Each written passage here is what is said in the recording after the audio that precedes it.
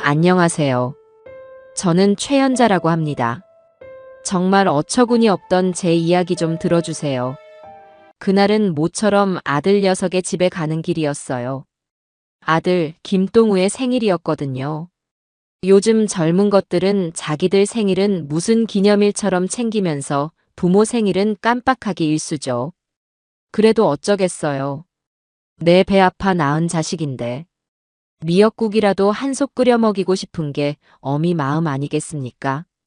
새벽부터 일어나 LA 갈비를 양념에 재웠어요. 동우가 어릴 때부터 제 갈비찜이라면 자다가도 벌떡 일어났거든요. 며느리 오미영은 입맛이 까다로워 뭘 좋아하는지 잘 모르니 일단은 아들 녀석 입맛에 맞추는 게 상책이다 싶었죠.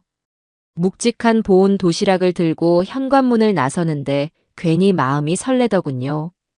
자식 집에 가는 길이 이렇게 설레는 걸 보면 저도 어쩔 수 없는 늙은이인가 봅니다. 딩동. 한참을 기다려도 안에서 기척이 없었어요. 다시 한번 벨을 눌렀죠. 그제야 스피커 너머로 짜증 섞인 며느리의 목소리가 들려왔습니다. 누구세요? 나다 애미야. 아, 어머님이요? 잠시만요. 철컥 하고 문이 열리는 소리가 나기까지 또 한 세월이 걸렸어요. 문을 열고 나온 미영이는 머리에 헤어롤을 만 채로 저를 위아래로 훑어보더군요. 제가 들고 온 보온 도시락 통을 보고는 입을 삐죽 내밀었죠. 어머님 오셨어요? 그냥 오시지 또 뭘 이런 걸 다 싸오셨어요. 집에서 음식 냄새 나는 거 싫은데. 이게 자그마치 석 달 만에 만난 시어머니에게 할 처신사라니. 기가 막혔지만 애써 웃어 보였습니다. 평생 시장 바닥에서 구르며 배운 게 있다면 쓸데없이 감정 내세워봤자 나만 손해라는 거였거든요. 우리 아들 생일인데 미역국은 끓여 먹었나 싶어서. 갈비찜도 좀 해왔다. 아, 동우 씨 생일이 오늘이었구나. 까먹고 있었네. 동우 씨는 지금 자고 있어요. 어제 회사에서 회식이 늦게 끝나서요. 자기 남편 생일도 잊어버리는 며느리가 세상에 또 있을까요? 저는 더 말하지 않고 신발을 벗고 안으로 들어섰습니다. 아들 내외가 사는 아파트는 언제 와도 적응이 안 될 만큼 낯설었어요.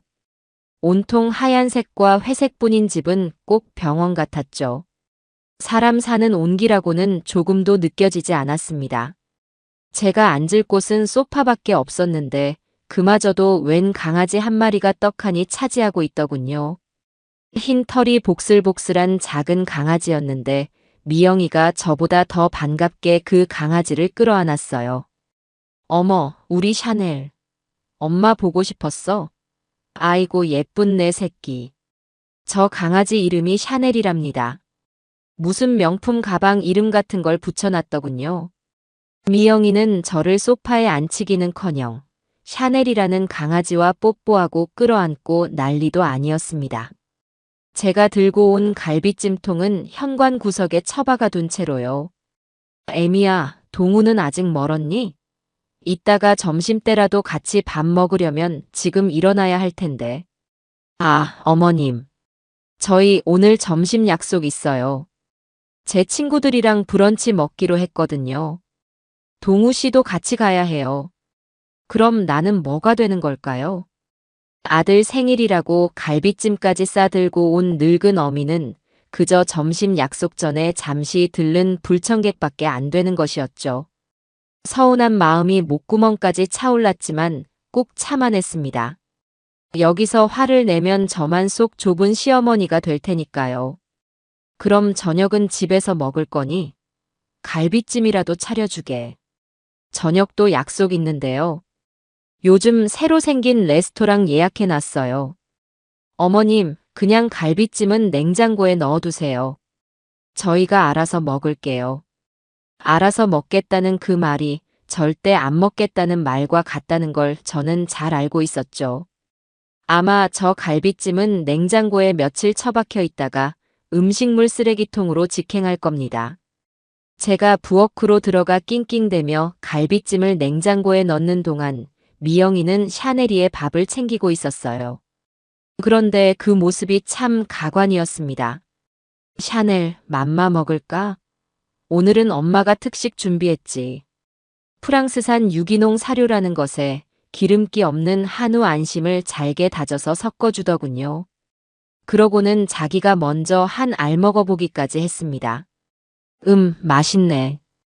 우리 샤넬이 많이 먹고 쑥쑥 커야지.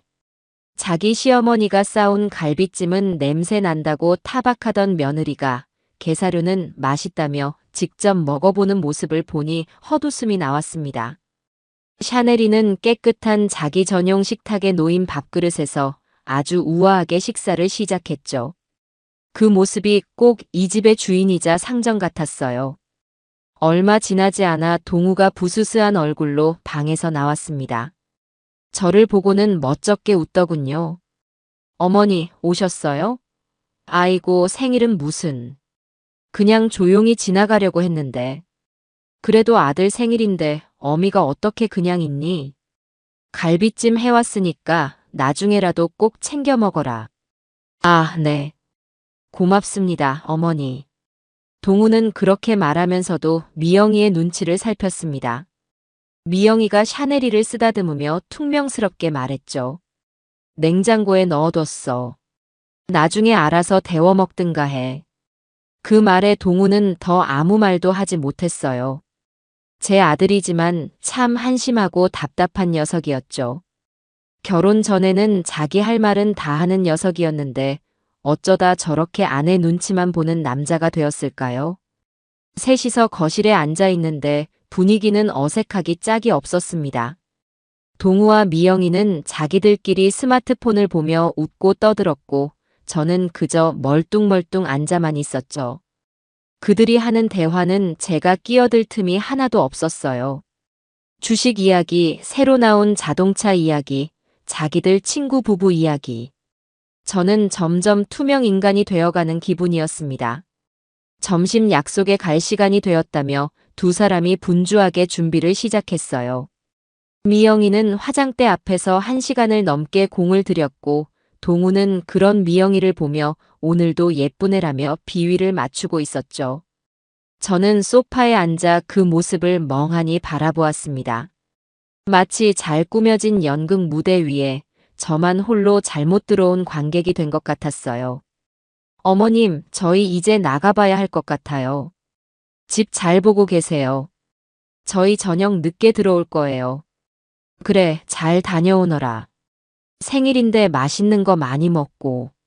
네. 샤넬이 밥그릇 비어 있으면 사료 좀 채워주시고요. 저기 선반 위에 있는 게 샤넬이 간식이에요. 마치 저를 샤넬이를 돌보는 사람쯤으로 여기는 말투였죠.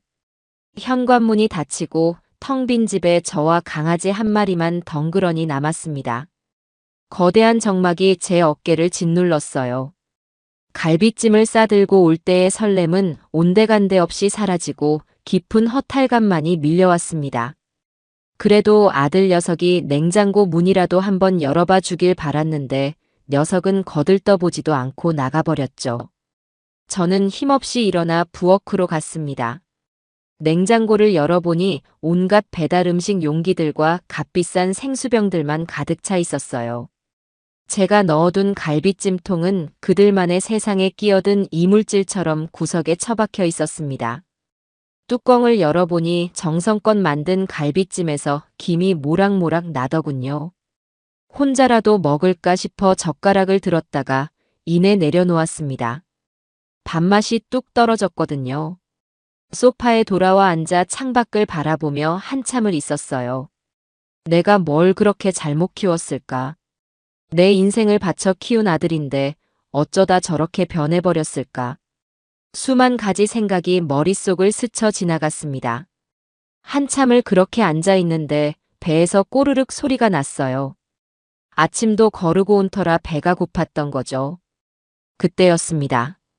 어머님 출출하시죠? 언제 돌아온 건지 미영이가 부엌에서 그릇 하나를 들고 나타났습니다. 약속이 취소되었나 싶었죠. 그릇에는 동글납작한 과자 같은 것들이 담겨 있고 그 위에 우유가 부어져 있었어요. 꼭 시리얼처럼 보였죠. 점심도 못 드셨을 것 같아서요.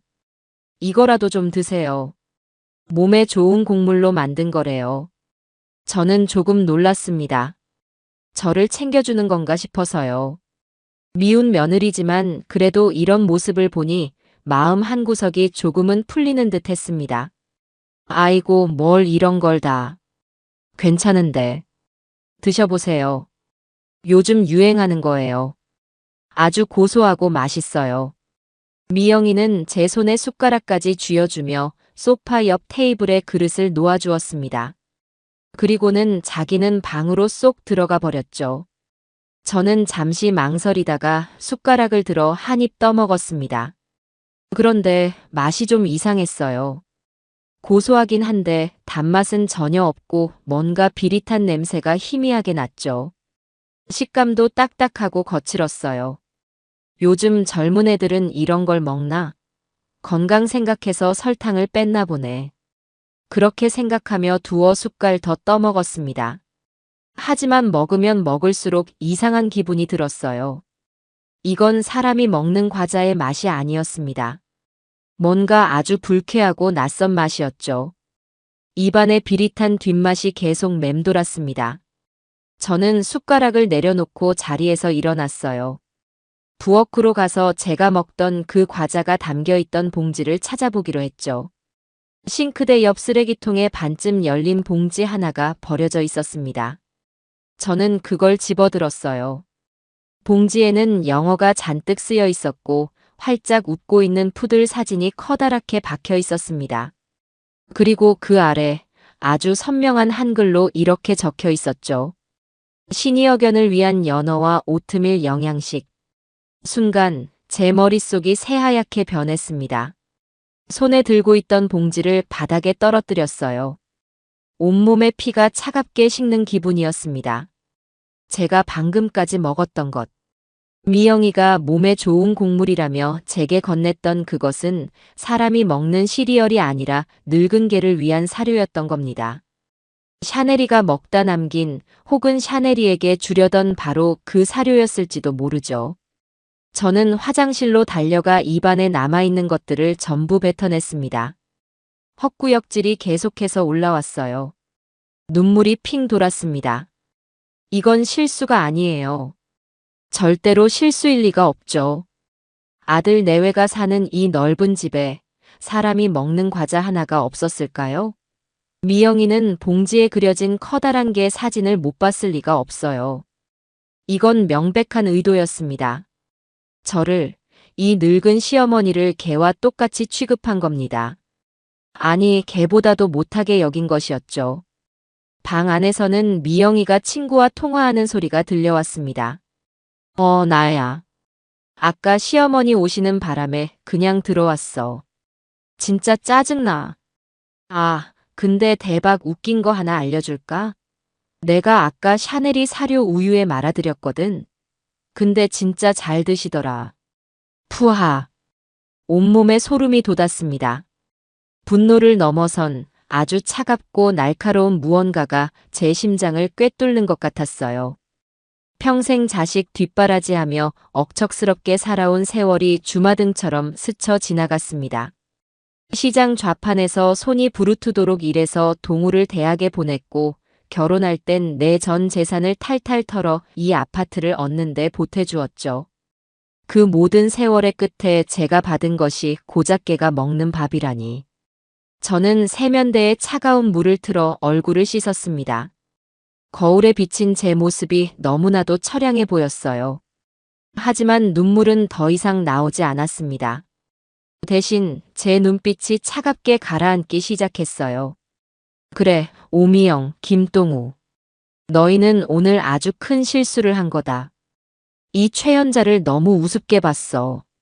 시장 바닥에서 산전수전 다 겪은 내가 이대로 가만히 앉아 당하고만 있을 것 같니? 저는 조용히 화장실을 나왔습니다.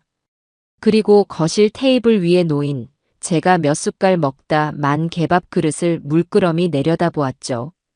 이제부터 시작될 아주 길고 재미있는 연극의 첫 번째 소품이었습니다. 마음속으로 조용히 다짐했어요. 미영아, 너희가 내게 준 이 밥상, 언젠가 내가 너희에게 아주 근사하게 고스란히 되돌려주마. 차가운 분노가 아닌 아주 뜨거운 결심이 제 안에서 조용히 타오르기 시작했습니다. 그날 저는 아들 집에서 인생의 가장 모욕적인 밥을 먹었고 동시에 제 남은 인생을 건 가장 통쾌한 계획을 세우게 되었답니다. 아들 녀석의 집을 나서는 발걸음은 천근만근 무거웠지만 제 머릿속은 그 어느 때보다도 맑고 차가워지고 있었어요. 엘리베이터의 매끄러운 거울에 비친 제 얼굴은 금방이라도 울음을 터뜨릴 것처럼 보였지만 저는 입꼬리를 올려 억지로 미소를 지어 보였죠. 그래, 울 때가 아니야. 이제부터는 웃어야지. 아주 재미있는 구경거리가 생겼는데 울고 있을 시간이 어디 있겠어요. 아파트 단지를 빠져나와 버스 정류장으로 향하는 길, 화려한 상점들의 불빛이 눈에 들어왔습니다. 저 좋은 옷들, 맛있는 음식들. 평생을 자식 입에 들어가는 것만 봐도 배부르다며 살아온 제 인생이 파노라마처럼 스쳐 지나갔습니다. 시장 구석에서 뜨거운 국밥 한 그릇으로 끼니를 때우며 악착같이 돈을 모았고 아들 녀석 대학 등록금 낼 때는 내 겨울 외투 하나 살 돈을 아꼈더랬죠. 그 모든 희생의 결과가 고작 개밥 한 그릇이라니. 억울함보다는 차라리 웃음이 났습니다. 내가 이 최현자가 고작 이런 대접이나 받으려고 그 모진 세월을 견뎌온 게 아니란다. 집으로 돌아오는 버스 안은 퇴근 시간이라 그런지 사람들로 빽빽했습니다. 저는 창가 구석에 겨우 자리를 잡고 앉아 빠르게 스쳐 지나가는 바깥 풍경을 멍하니 바라보았죠. 옆자리에 앉은 젊은 학생은 스마트폰으로 무언가를 보며 낄낄거리고 있었고 앞자리의 젊은 부부는 갓난아기를 보며 세상 행복한 미소를 짓고 있었습니다.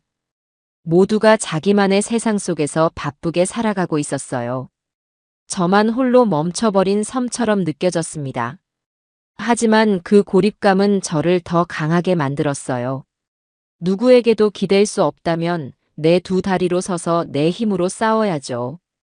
법으로 해결할까도 생각해봤지만 그건 너무 지루하고 재미없는 방법이었어요.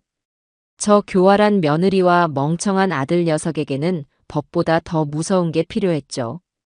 바로 세상 사람들의 손가락질 말입니다. 어머니, 다 왔어요. 내리셔야죠. 버스 기사님의 말에 정신을 차려보니 어느새 내릴 정류장이었습니다. 아이고, 고맙습니다 하며 허둥지둥 버스에서 내렸어요. 익숙한 동네 골목길로 들어서니 긴장이 탁 풀리면서 온몸에 힘이 빠지는 기분이었습니다. 현관문 비밀번호를 누르고 집 안으로 들어서자 저를 반기는 건 싸늘한 공기뿐이었죠. 그래도 역시 남의 집보다는 내 집이 최고였습니다. 푹신한 소파에 몸을 던지니 그제야 오늘 겪었던 일들이 생생하게 되살아나며 심장이 다시금 차갑게 뛰기 시작했습니다. 하지만 이제 슬퍼할 시간은 끝났어요. 저는 리모컨을 들어 텔레비전을 켰습니다. 시끄러운 소리라도 들으면 좀 나을까 싶었거든요. 채널을 이리저리 돌리는데 마침 한 예능 프로그램이 눈에 들어왔습니다. 우리가 몰랐던 가족이라는 제목이었죠. 평범한 가족들이 나와 자기들의 갈등을 이야기하고 전문가들이 상담해주는 그런 프로그램인 것 같았어요. 마침 화면에는 어떤 부부가 나와서 서로 못 잡아먹을 듯이 싸우고 있었습니다. 남편은 아내가 쇼핑에 미쳤다고 소리치고 아내는 남편이 매일 술만 마신다고 악을 썼죠. 그걸 지켜보던 연예인 패널들은 자기 일처럼 안타까워하며 훈수를 두더군요. 저는 세상에 사연 없는 집이 어디 있겠나 싶어 혀를 차며 채널을 돌리려 했습니다.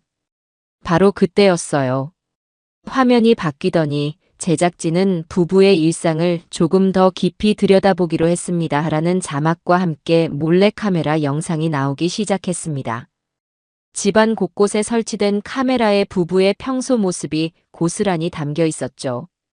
방송에서 보여주던 모습과는 전혀 다른 서로에게 막말을 하고 물건을 집어 던지는 모습까지 적나라하게 나오고 있었습니다. 스튜디오에 앉아있던 부부는 자기들의 모습을 보고는 얼굴이 새빨개져서 고개를 숙였고 패널들은 경악을 금치 못했죠. 그걸 보는 순간 제 머릿속에서 뭔가 탁 하고 터지는 것 같았습니다. 이거다. 내가 원하던 게 바로 이거였어요. 법정에 가서 판사 앞에서 시시비비를 가리는 것보다 수많은 사람들이 보는 텔레비전 카메라 앞에서 저것들의 위선을 낱낱이 벗겨내는 것. 그것보다 더 통쾌하고 확실한 방법은 없었습니다. 저는 곧장 몸을 일으켜 서랍장으로 향했어요.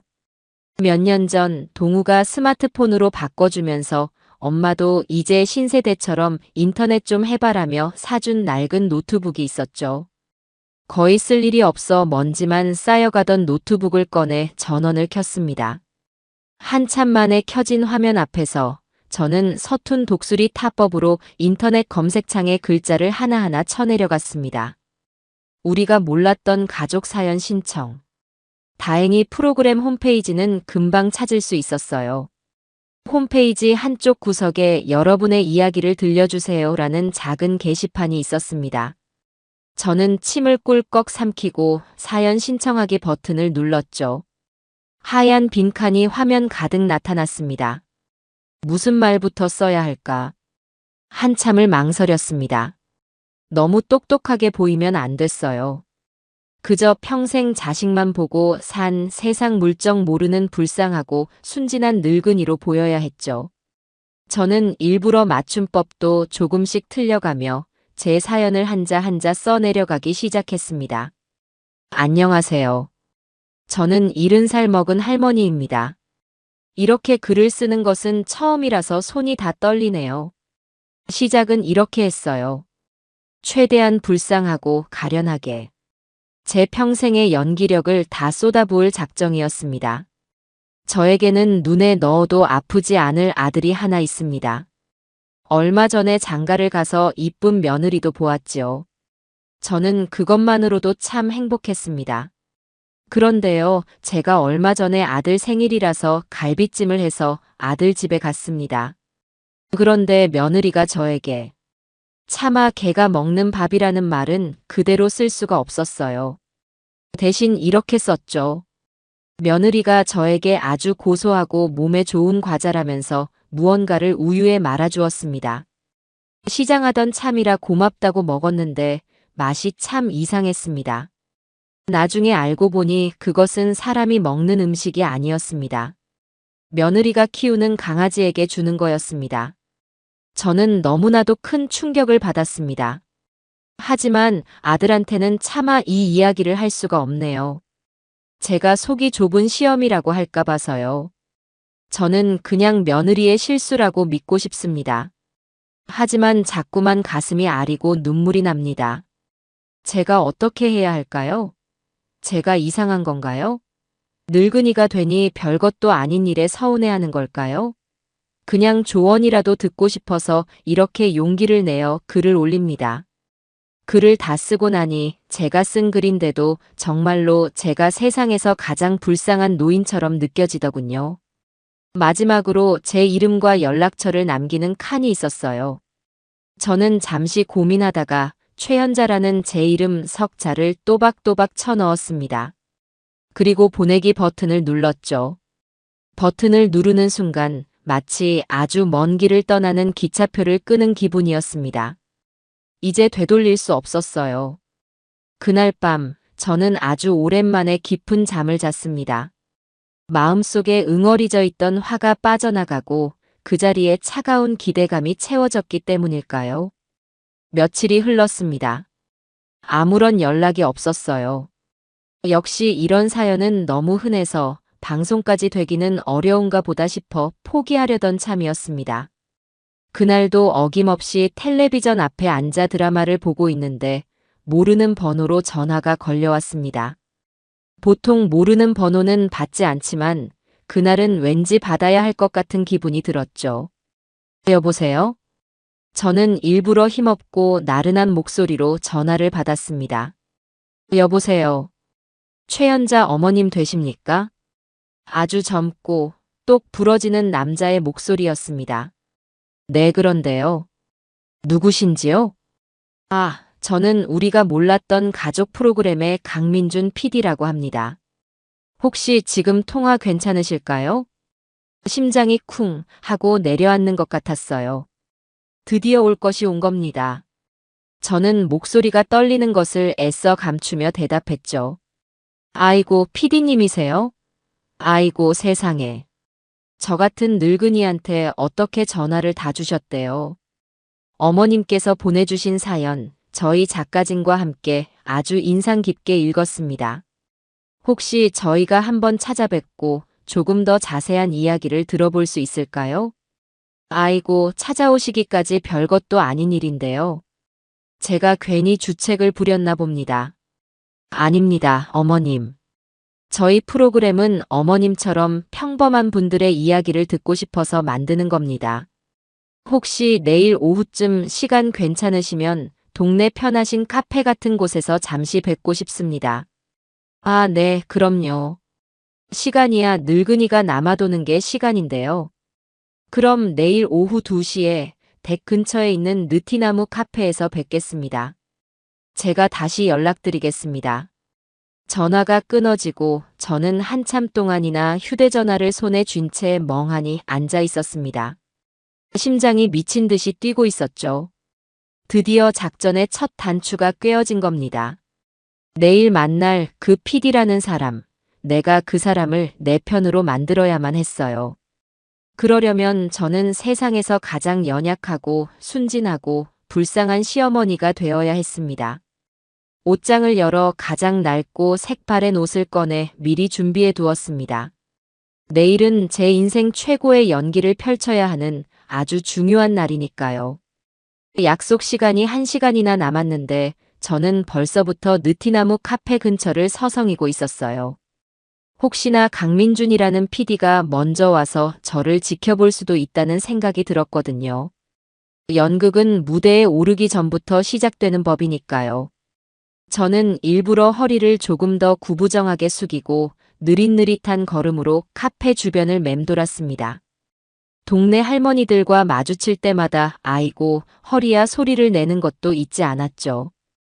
카페 창문 너머로 안을 힐끔 쳐다보니 아직은 텅 비어 있었습니다. 약속 시간 10분 전 저는 드디어 카페 문을 열고 안으로 들어섰습니다. 딸랑 하는 작은 종소리와 함께 커피 향이 코를 찔렀어요. 젊은 사람들이나 오는 이런 곳은 영 어색했지만 애써 태어난 척 구석진 자리에 가서 앉았습니다. 미리 꺼내놓은 낡은 옷차림 덕분인지 제 모습은 이 세련된 카페의 분위기와 전혀 어울리지 않았죠. 아주 완벽한 변장이었습니다. 잠시 후 멀끔하게 생긴 젊은 남자가 카페 안으로 들어오며 두리번거렸습니다. 30 중반쯤 되어 보이는 눈매가 아주 날카로운 사람이었어요. 저와 눈이 마주치자 그는 곧장 제 쪽으로 다가와 고개를 숙였습니다. 최연자 어머님 맞으시죠? 안녕하세요. 강민준 PD입니다. 아이고, PD님. 제가 먼저 와서 기다리고 있었어요. 어서 앉으세요. 저는 자리에서 일어나는 척하며 아이고, 무릎이야 소리를 내며 다시 주저앉는 연기를 펼쳤습니다. 강 PD는 그런 저를 잠시 빤히 쳐다보더니 맞은편 의자에 앉으며 가방에서 작은 수첩과 펜을 꺼냈어요. 어머님, 여기까지 오시느라 힘드셨죠? 뭐 드실래요? 제가 사겠습니다. 아니에요, 뭘요? 저는 괜찮습니다. 이런 데는 비싸기만 하지. 그래도요. 따뜻한 대추차 한 잔 어떠세요? 강 PD는 제 의견은 묻지도 않고 카운터로 가서 대추차와 자기는 아메리카노라는 것을 시키더군요. 사람을 대하는 태도가 아주 능숙하고 자연스러웠습니다. 보통 내기가 아니라는 직감이 왔죠. 잠시 후 김이 모락모락 나는 대추차를 제 앞에 놓아주며 그가 입을 열었습니다. 어머님, 보내주신 사연은 잘 읽었습니다. 많이 힘드셨겠어요. 그 한마디에 저는 눈시울이 붉어지는 연기를 시작했습니다. 미리 준비해간 손수건을 꺼내 눈가를 훔쳤죠. 아이고, PD님. 이런 이야기를 어디 가서 할 데도 없고 내가 속이 좁아서 그런가 싶기도 하고 밤에 잠도 못 자고 그랬어요. 아닙니다, 어머님. 그건 누가 겪어도 쉽게 넘길 수 있는 일이 아니죠. 혹시 그날 이후로 아드님이나 며느님께 이 일에 대해 이야기해 보셨어요? 어떻게 말을 꺼내겠어요? 며느리 얼굴 보기도 무섭고 아들 녀석은 마누라 편만 들 텐데 그냥 저 혼자 끙끙 앓고만 있었죠. 저는 최대한 불쌍하고 처량하게 제 이야기를 늘어놓았습니다. 며느리가 평소에 저를 어떻게 무시했는지, 아들은 그런 아내에게 한마디도 못하고 어떻게 자기만 챙기는지. 이야기하는 내내 제 눈에서는 눈물이 마르지 않았습니다. 강 PD는 아무 말 없이 고개만 끄덕이며 제 이야기를 들어주었죠. 한참 동안 제 신세 한탄을 다 듣고 난 그가 수첩에 무언가를 끄적이다가 펜을 내려놓고는 저를 똑바로 쳐다보며 말했어요. 어머님. 네, PD님. 혹시 복수하고 싶지 않으세요? 아주 조용하고 나지막한 목소리였습니다. 하지만 그 질문은 제 심장을 정확하게 꿰뚫었죠. 저는 순간 당황한 척 눈을 동그랗게 떴습니다. 네, 복수라니요. 아이고, 무섭게 그런 말씀을. 저는 그냥 며느리가 잘못했다고 저한테 진심으로 사과 한마디만 해주면 그걸로 돼요. 정말 그걸로 괜찮으시겠어요? 제 생각은 좀 다른데요. 강 PD는 몸을 테이블 쪽으로 기울이며 목소리를 낮췄습니다. 그의 눈빛이 아주 진지하게 변해 있었죠. 어머님, 저희 프로그램은 그냥 싸우는 거 보여주고 억지로 화해시키는 그런 방송이 아닙니다. 저희는 진짜 이야기를 하고 싶어요. 어머님께서 이 상황을 어떻게 해결해 나가는지 그 과정을 보여주고 싶습니다. 이건 단순한 고부 갈등이 아니라 한 인간의 존엄성에 대한 이야기니까요. 그의 말에 저는 아무 말도 할 수가 없었어요. 이 젊은 PD가 제 속마음을 전부 꿰뚫어 보고 있다는 느낌이 들었거든요. 그는 제 연약한 모습 뒤에 숨겨진 단단한 분노를 이미 눈치챈 것 같았습니다. 어머님, 저희가 도와드리겠습니다. 저희가 어머님의 눈과 귀가 되어 드릴게요.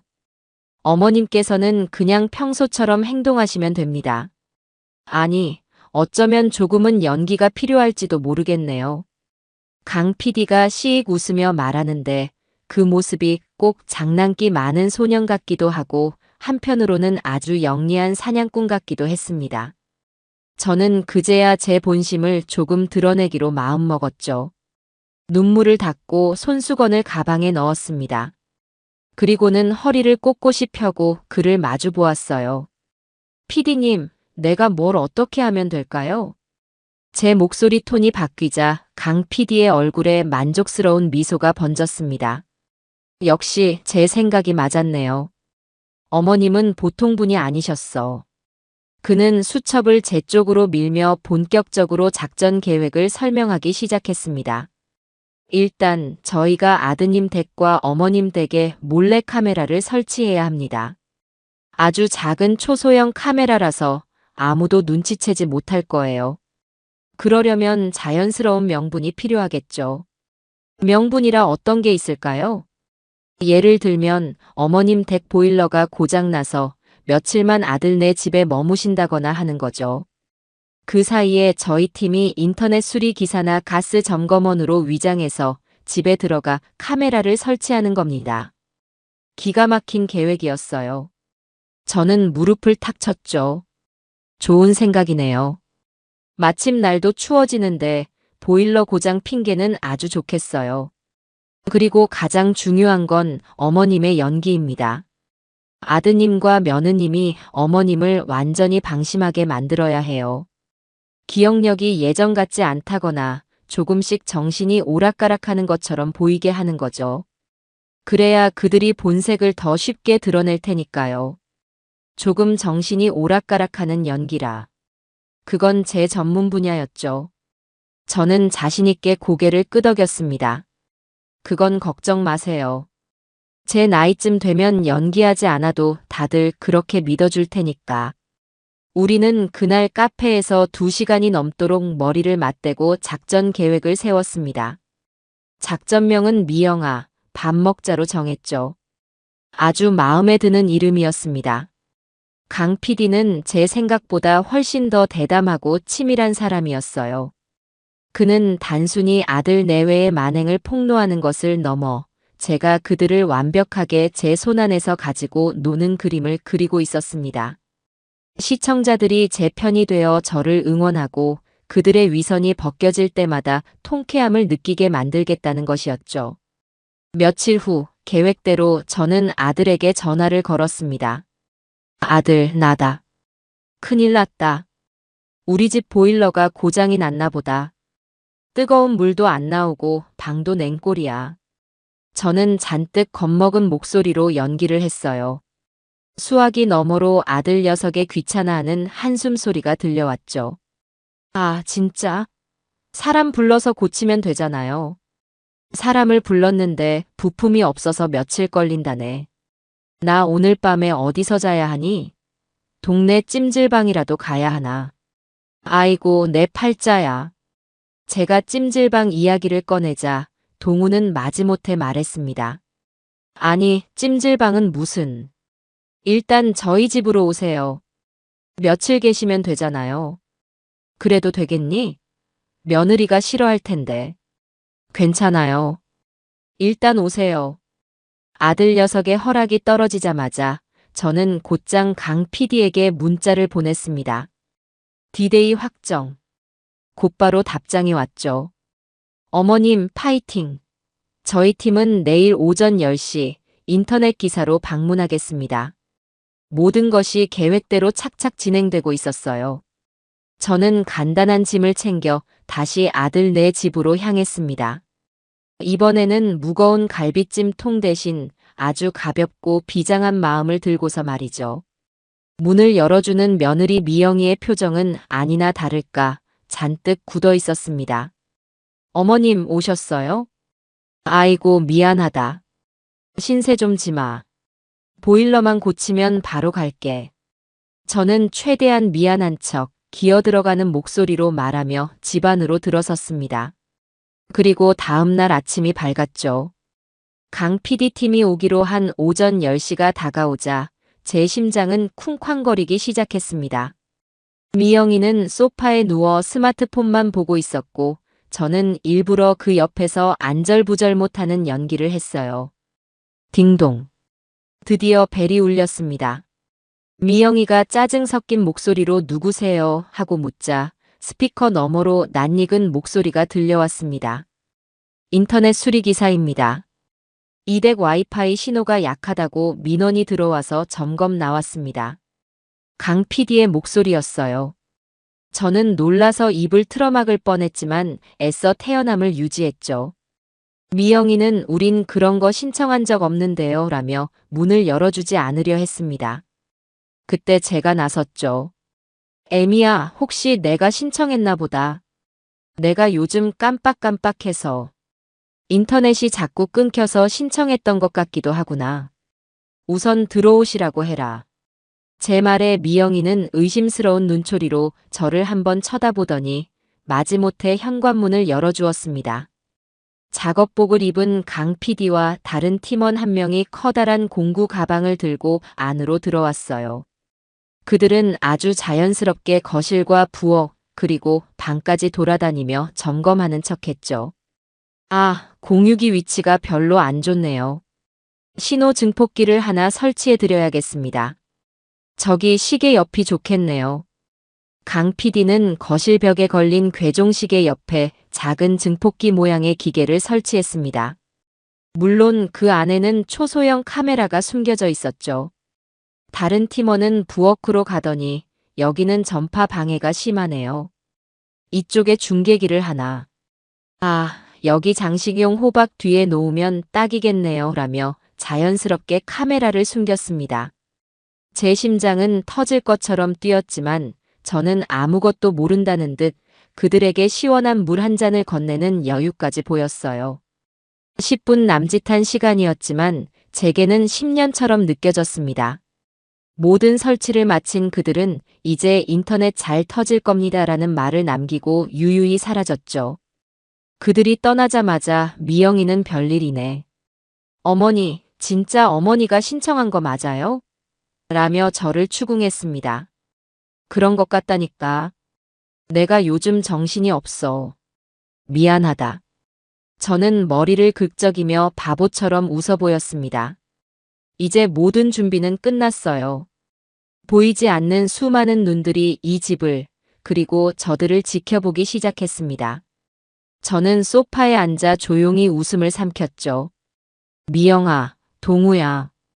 이제부터 시작될 아주 재미있는 연극의 주인공이 된 걸 축하한다.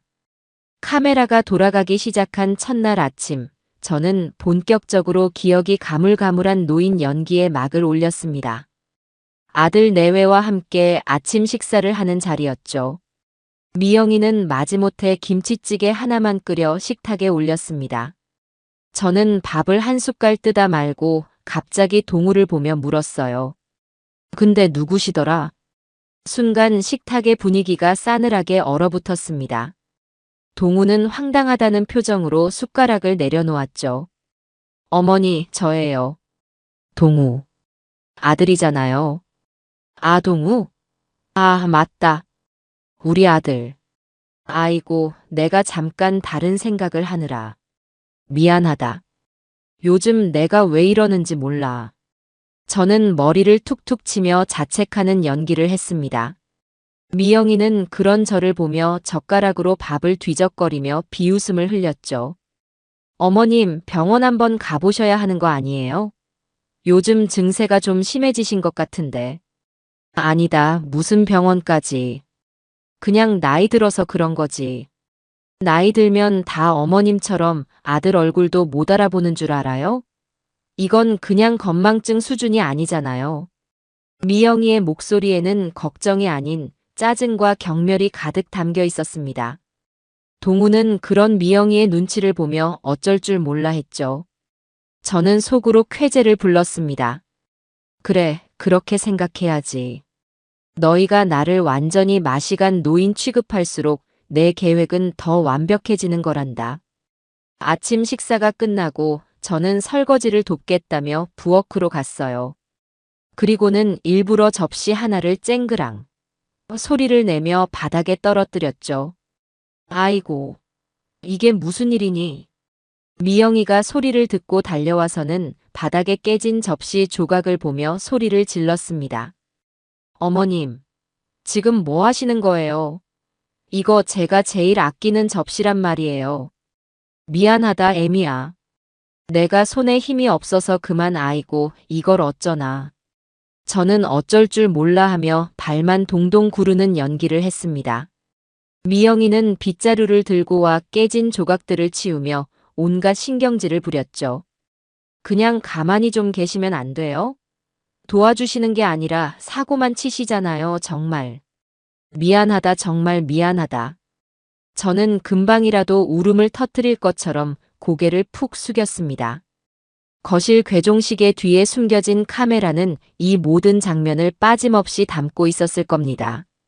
시청자들은 저 가여운 시어머니의 모습에 분노하고 저 싸가지 없는 며느리의 모습에 혀를 차게 되겠죠. 오후가 되자 저는 두 번째 연기를 시작했습니다. 텔레비전 리모컨을 들고 귀에 댄 채 아주 심각한 표정으로 통화를 하는 척했죠. 여보세요? 거기 경찰서죠? 네, 신고할 게 있어서요. 우리 집에 도둑이 든 것 같아요. 제 기억을 훔쳐가는 도둑이요. 소파에 누워있던 미영이가 제 모습을 보고는 기가 막힌다는 듯 헛웃음을 터뜨렸습니다. 그러고는 스마트폰을 들어 제 모습을 동영상으로 찍기 시작했죠. 아마 자기 친구들에게 보내서 흉을 보려는 속셈이었을 겁니다. 저는 아랑곳하지 않고 연기를 계속했어요. 네, 아주 교활한 도둑이에요. 어제 일도 깜빡하게 만들고 아들 얼굴도 못 알아보게 만들고 꼭 좀 잡아주세요. 미영이는 웃음을 참지 못하고 끄끄거리더군요. 저는 통화를 마친 척 리모컨을 내려놓고는 미영이를 보며 아주 해맑게 물었습니다. 애미야, 너는 아까부터 혼자 뭘 그렇게 웃고 있니? 좋은 일이라도 있어? 아니에요, 어머님. 그냥 재밌는 걸 봐서요.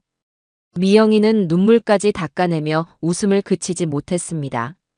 저녁이 되어 퇴근한 동우에게 미영이는 오늘 있었던 일을 신나게 떠들어댔습니다.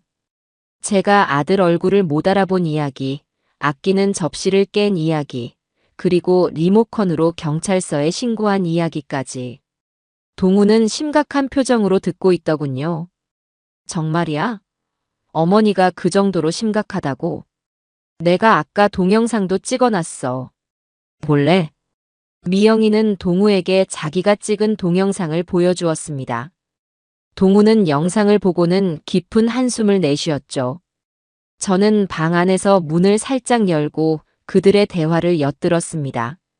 물론 그들의 대화는 거실 카메라에도 고스란히 녹음되고 있었죠. 여보, 이거 아무래도 안 되겠어. 어머니, 요양원에 보내드리는 게 어떨까?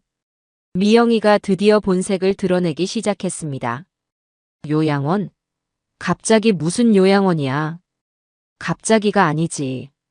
당신도 봤잖아. 저러다가 불이라도 내면 어떡해? 우리 샤넬이 다치기라도 하면?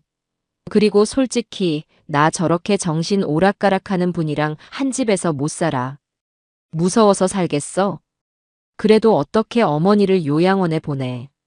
사람들이 우리를 어떻게 보겠어? 사람들 눈이 뭐가 중요해? 우리 인생이 중요하지. 그리고 요즘은 시설 좋은 요양원 많아. 호텔처럼 잘해놓은 데도 많다고. 우리가 돈 좀 쓰면 되지. 그래도. 당신은 맨날 그래도. 그럼 당신이 어머니 24시간 내내 붙어서 책임질 거야? 아니잖아. 어머니 재산도 있겠다. 그 돈으로 좋은 요양원 보내드리면 그게 효도지. 뭐가 효도야. 어머니 재산이라는 말에 동우가 움찔하는 것이 느껴졌습니다. 저는 문틈으로 그들의 탐욕스러운 얼굴을 지켜보며 차갑게 웃었습니다. 모든 것이 제 예상대로, 아니 강 PD의 시나리오대로 흘러가고 있었어요. 저는 그들이 더 확실한 증거를 남기도록 미끼를 던져야겠다고 생각했죠. 다음 날, 저는 일부러 그들이 다 들을 수 있도록 혼잣말을 하기 시작했습니다. 서랍장을 뒤지는 척하며 중얼거렸죠. 아이고, 내 통장이 어디로 갔나 분명히 이 서랍에 넣어뒀는데. 그 통장에 내 전 재산이 다 들어있는데 이걸 잃어버리면 어쩌나 아이고. 제 말을 들은 아들 내외가 서로 눈빛을 교환하는 것이 느껴졌습니다. 미영이가 제게 다가와 아주 상냥한 목소리로 물었죠. 어머님, 뭐 잃어버리셨어요? 저희가 같이 찾아드릴게요. 언제는 저를 귀찮아 죽겠다는 듯이 굴더니 전 재산이라는 말에는 눈빛부터 달라지더군요. 아니다, 괜찮다. 내가 알아서 찾아볼게. 저는 일부러 그들의 도움을 거절했습니다. 그래야 더 애가 탈 테니까요. 그날 이후로 아들 내외는 노골적으로 제 주변을 맴돌며 제 물건들을 뒤지기 시작했습니다. 제가 잠든 사이 제 가방을 열어보기도 하고 제가 화장실에 간 사이 제 옷 주머니를 뒤지기도 했죠. 그 모든 모습은 카메라에 차곡차곡 기록되고 있었습니다. 며칠 뒤 저는 작전의 정점을 찍기로 마음먹었습니다. 부엌에서 무언가를 끓이는 척 연기를 시작했죠. 커다란 냄비에 물을 붓고 가스레인지 위에 올렸습니다. 그리고는 빨래 바구니에 있던 하얀 수건 몇 장을 꺼내 냄비 안에 넣었어요. 아이고, 우리 아들 속옷이 이렇게 더러워졌네. 푹푹 삶아서 소독해야지. 제가 냄비에 수건을 넣고 가스불을 켜려는 순간 미영이가 비명을 지르며 달려와 가스 밸브를 잠갔습니다. 어머님, 지금 제정신이세요? 여기서 불 나면 다 죽어요. 지금 뭐 하시는 거냐고요? 왜 그러니? 그냥 빨래 좀 삶으려고 하는 건데. 누가 냄비에다 빨래를 삶아요? 그리고 이건 수건이지 속옷도 아니잖아요. 미영이는 거의 울기 직전이었습니다. 아마 공포심 때문이었겠죠. 바로 그때 저는 비장의 무기를 꺼내 들었습니다. 갑자기 미영이의 팔을 붙잡고는 아주 섬뜩한 목소리로 말했죠. 애미야, 네가 왜 여기에 있니? 너는 우리 동우 잡아먹으려고 온 구미호지. 내가 다 알아. 내 눈은 못 속여. 저는 눈을 희번떡거리며 미영이를 노려봤습니다. 미영이는 새파랗게 질려서 뒷걸음질 쳤죠. 어머님, 왜 그러세요? 무섭게. 내가 오늘 너를 여기서 끝장내고 말겠다. 이리 오너라. 저는 냄비에서 젖은 수건을 꺼내 미영이에게 휘두르는 척했습니다. 미영이는 깍 소리를 지르며 방으로 도망쳐 들어가 문을 잠가버렸죠. 저는 거친 숨을 몰아쉬는 연기를 하며 부엌 바닥에 주저앉았습니다. 잠시 후 방 안에서 미영이가 동우에게 다급하게 전화하는 목소리가 들려왔습니다.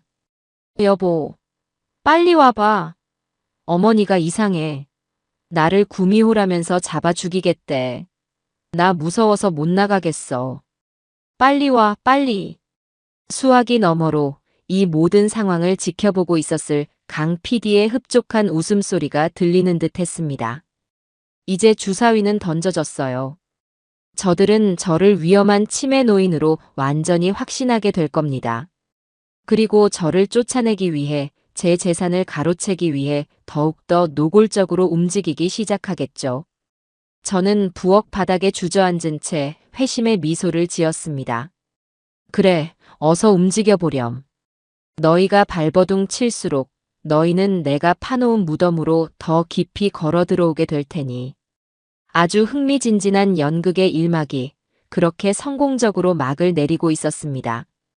그날 저녁 현관문 비밀번호를 거의 부술기세로 누르며 동우가 헐레벌떡 집으로 뛰어들어왔습니다. 미영이의 다급한 전화를 받고 한달음에 달려온 모양이었죠. 저는 여전히 부엌 바닥에 주저앉아 넋이 나간 사람처럼 허공을 보고 있었어요. 젖은 수건은 제 옆에 아무렇게나 던져져 있었고요. 동우는 그 광경을 보고는 얼굴이 하얗게 질려 제게 달려왔습니다. 어머니, 괜찮으세요? 이게 다 무슨 일이에요? 여보, 괜찮아? 동우는 저를 챙기는 척했지만 시선은 방문이 잠긴 미영이의 안위를 살피는데 더 급급해 보였어요. 방문 너머에서 미영이의 울먹이는 목소리가 들려왔죠. 나 여기 있어. 어머니가 갑자기 나보고 구미호래. 나 무서워서 못 나가겠어. 어머니, 정말이에요? 미영이한테 왜 그러셨어요? 동우가 저를 다그치기 시작했습니다. 저는 동우의 얼굴을 한참 동안 쳐다보다가 초점 없는 눈으로 물었죠. 젊은이는 누구요? 왜 우리 집에 와서 소리를 지르고 그래? 우리 아들인감? 제 말에 동우는 할 말을 잃은 듯 입만 뻐끔거렸습니다. 아들이라는 단어조차 가물가물한 정말로 정신이 온전치 못한 노인으로 보였을 겁니다. 저는 제 연기력에 속으로 감탄하며 상황을 좀 더 극적으로 몰고 가기로 했죠. 갑자기 동우의 바짓가랑이를 붙잡고 애원하기 시작했어요. 도련님, 제발 저 좀 살려주세요. 저기 저 방 안에 있는 여우가 제 아들을 잡아먹으려고 해요. 제가 그걸 막으려다가. 아이고 우리 동우, 불쌍한 내 아들. 저는 제 아들을 아들로 알아보지도 못한 채 그저 상상 속의 인물에게 아들의 안위를 부탁하는 미친 노파가 되어 있었습니다. 동우는 더 이상 저와는 대화가 통하지 않는다고 판단했는지 제 손을 뿌리치고는 방문을 두드렸습니다. 여보, 나야. 문 좀 열어봐. 괜찮아. 한참 뒤에야 문이 빼꼼 열리고 눈물범벅이 된 미영이가 얼굴을 내밀었습니다. 미영이는 저를 보자마자 기겁하며 동우의 등 뒤로 숨었죠. 저기 저것 좀 봐. 당신 어머니 이제 사람도 못 알아봐. 나보고 구미호래. 나 저분이랑 한 집에서 단 하루도 더 못 있어. 당장 어떻게 좀 해봐. 알았어, 알았으니까 우선 진정해. 그날 밤 아들 내외는 제 귀에는 들리지 않을 거라 생각했는지 자기들 방에서 문을 닫고 아주 심각한 대화를 나누기 시작했습니다. 물론 그들의 목소리는 방 안에 설치된 카메라의 고성능 마이크에 똑똑히 녹음되고 있었죠.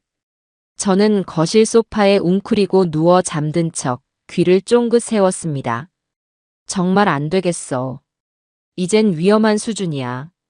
이러다 우리 둘 다 해코지라도 당하면 어떡해? 미영이의 목소리는 히스테릭하게 떨리고 있었습니다. 그래도 요양원 이야기는 좀 그렇잖아. 친척들이 알면 어떡하고. 친척들 눈이 무서워서 우리가 위험에 처해야 해? 당신 정말 답답하다. 그리고 그냥 요양원이 아니잖아. 요즘은 실버타운이라고 해서 호텔처럼 시설 좋은 데가 얼마나 많은데. 어머니 평생 모은 돈도 있으실 거 아냐. 그 돈으로 최고급 시설에 모시면 그게 불효야.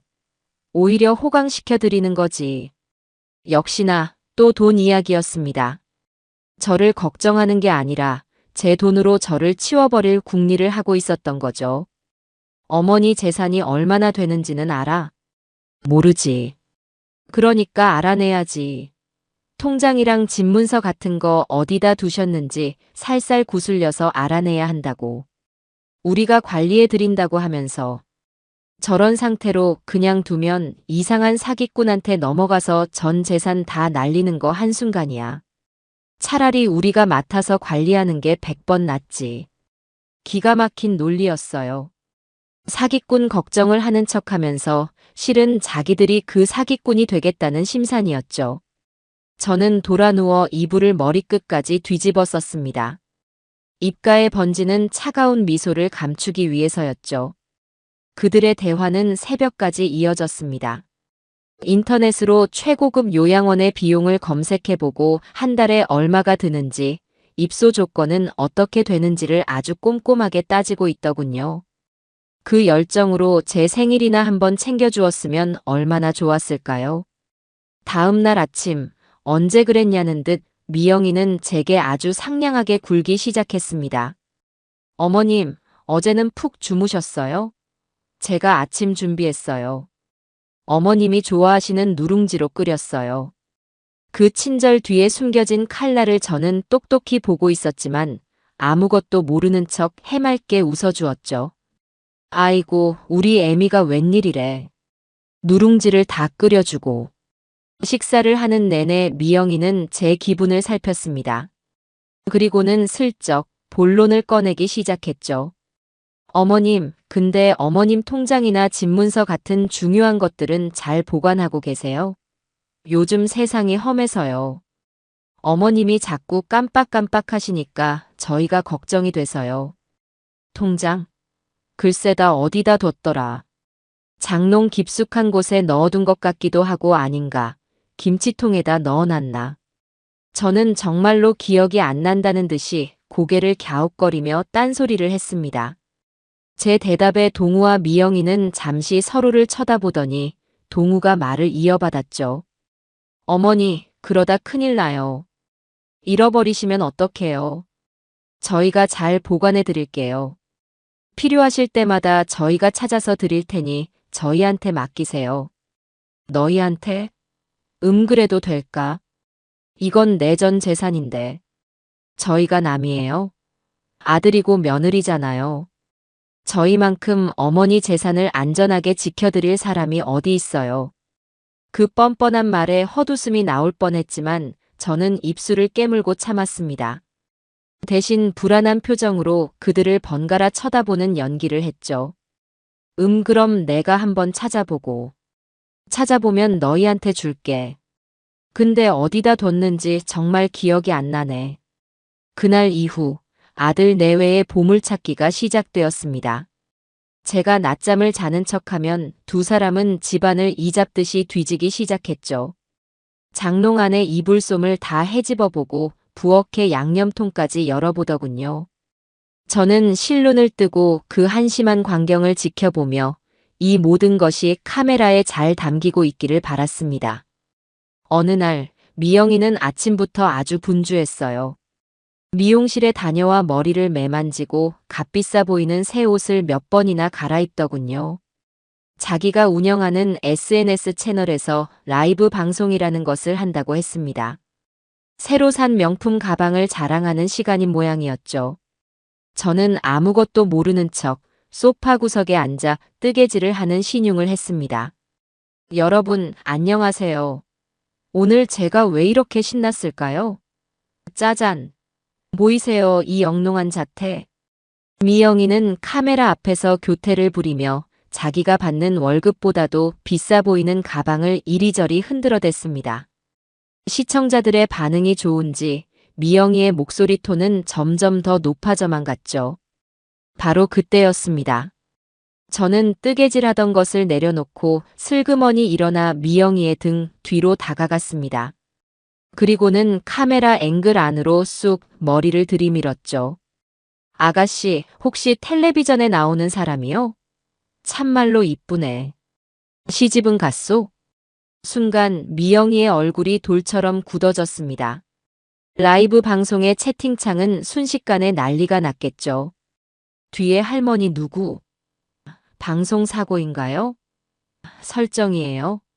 같은 글들이 마구 올라왔을 겁니다. 어머님. 지금 뭐 하시는 거예요? 미영이가 마이크를 끄고 제게 귓속말로 소리쳤습니다. 저는 여전히 상황 파악이 안 된다는 듯 눈만 끔뻑이며 카메라를 향해 해맑게 손을 흔들었죠. 아이고 신기해라. 이 작은 기계 안에 사람이 많이도 들어있네.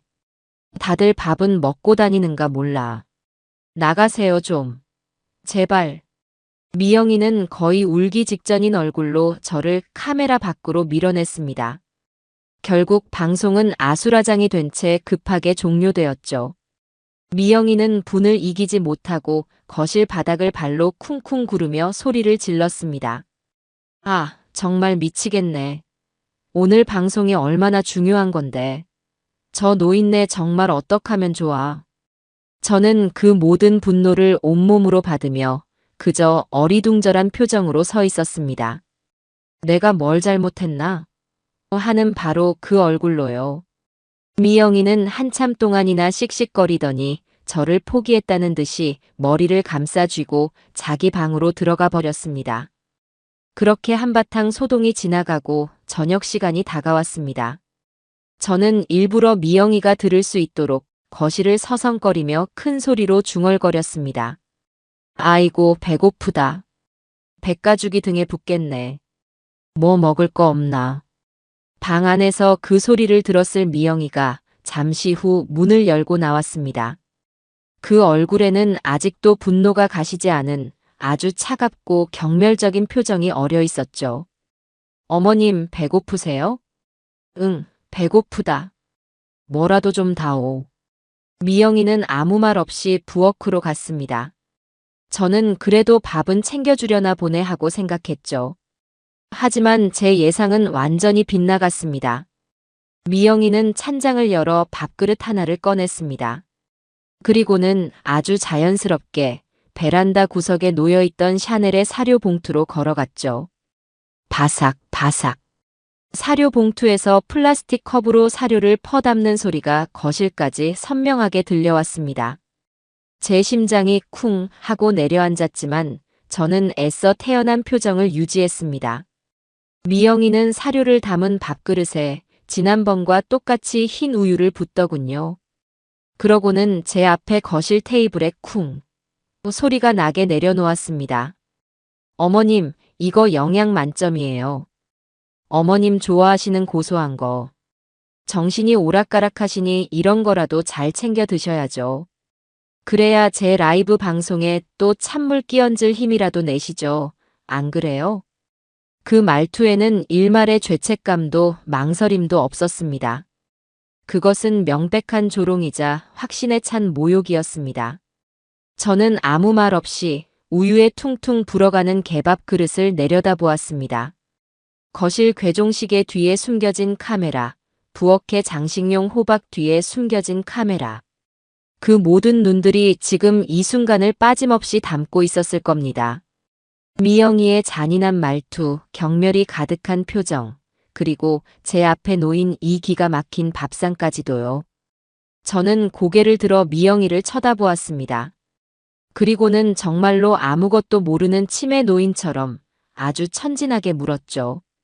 애미야, 이게 뭐다냐? 꼭 돌멩이같이 생겼네. 먹어도 되는 거 맞냐? 제 말에 미영이는 코웃음을 치며 대답했습니다. 네, 그럼요. 아주 몸에 좋은 거예요. 꼭꼭 씹어 드세요. 체하시지 말고요. 저는 속으로 차가운 미소를 삼켰습니다. 그래, 미영아. 고맙다. 너는 지금 네 스스로 무덤을 파고 그 안에 들어가 관뚜껑에 못질까지 하고 있는 것이란다. 저는 숟가락을 들어 우유에 부른 개밥 한 숟갈을 천천히 입으로 가져가는 척했습니다. 그리고 입에 넣기 직전 말했어요. 아이고, 갑자기 배불러서 나는 못 먹겠다. 애미야, 너가 다 먹어라. 그날 증거는 차고 넘치도록 확보되었습니다. 이제 강 PD가 이 영상을 어떻게 요리해서 다음 주 예고편으로 내보낼지는 불을 보듯 뻔한 일이었죠. 저는 바닥에 엎질러진 사료 조각들을 내려다보며 곧 터져나올 거대한 폭풍을 조용히 기다리고 있었습니다. 며칠이 지나고 강 PD에게서 연락이 왔습니다. 이제 다음 단계로 넘어갈 시간이라는 신호였죠. 그날 저녁 저는 텔레비전을 보고 있다가 무심한 척 미영이에게 말을 걸었습니다. 애미야, 너는 우리가 몰랐던 가족이라는 프로그램 아니? 요즘 그거 보는 재미로 산다, 내가. 미영이는 스마트폰에서 눈을 떼지도 않고 건성으로 대답했죠. 그게 뭔데요? 아이고, 그것도 몰라. 가족들끼리 싸우고 화해하고 그런 거 나오는 건데 아주 재미있어. 다음 주 예고편을 보니까 어떤 못된 며느리가 시어머니한테 아주 못된 짓을 하는 이야기가 나온다더라. 제 말에 미영이는 아무런 반응이 없었습니다. 자기는 절대 아닐 거라 확신하고 있었겠죠. 그리고 바로 다음 날 저녁 문제의 예고편이 전파를 탔습니다. 저와 강 PD가 계획한 결정적인 한방이었죠. 가족들이 다 함께 거실에 모여 텔레비전을 보고 있는데 우리가 몰랐던 가족 다음 주 예고편이 나오기 시작했습니다. 전 국민을 경악시킨 충격 실화. 며느리가 시어머니에게 건넨 충격적인 밥상의 정체는 아주 자극적인 자막과 함께 어두운 화면이 나타났습니다. 그리고 곧이어 낯익은 그릇이 화면에 클로즈업 되었죠. 미영이가 샤넬에게 밥을 줄 때 쓰는 분홍색 테두리가 그려진 바로 그 사기 그릇이었습니다. 그릇 안에는 우유의 만 과자 같은 것이 담겨 있었고요. 곧이어 그릇을 시어머니에게 툭 하고 밀어주는 며느리의 손이 나왔습니다. 얼굴은 모자이크 처리되었지만 미영이가 그날 하고 있던 화려한 네일아트는 똑똑히 보였죠. 그리고 마지막으로 이것은 사람이 먹을 음식이 아니었습니다. 라는 성우의 비장한 목소리와 함께 게사료 봉지 이미지가 화면을 가득 채웠습니다. 짧은 예고편이 끝나자 거실에는 무거운 침묵이 흘렀습니다. 동우와 미영이는 얼어붙은 듯 텔레비전 화면만 멍하니 쳐다보고 있었죠. 저는 아무것도 모른다는 듯이 혀를 끌끌 차며 말했습니다. 아이고 세상에. 저런 며느리가 다 있나. 어떻게 시어머니한테 개밥을 먹으라고 줘? 저건 사람이 아니네, 사람이 아니야. 제 말에 미영이가 발작하듯 소리쳤습니다. 뭐라고요? 아니야.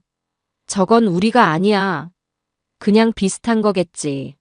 세상에 저런 그릇이 저거 하나뿐이겠어? 목소리는 격양되어 있었지만 미영이의 얼굴은 새하얗게 질려 있었습니다. 동우 역시 당황한 기색이 역력했죠. 그래, 여보. 그냥 우연일 거야. 설마 우리 이야기가 방송에 나갔을 리가 없잖아. 누가 제보하지 않는 이상.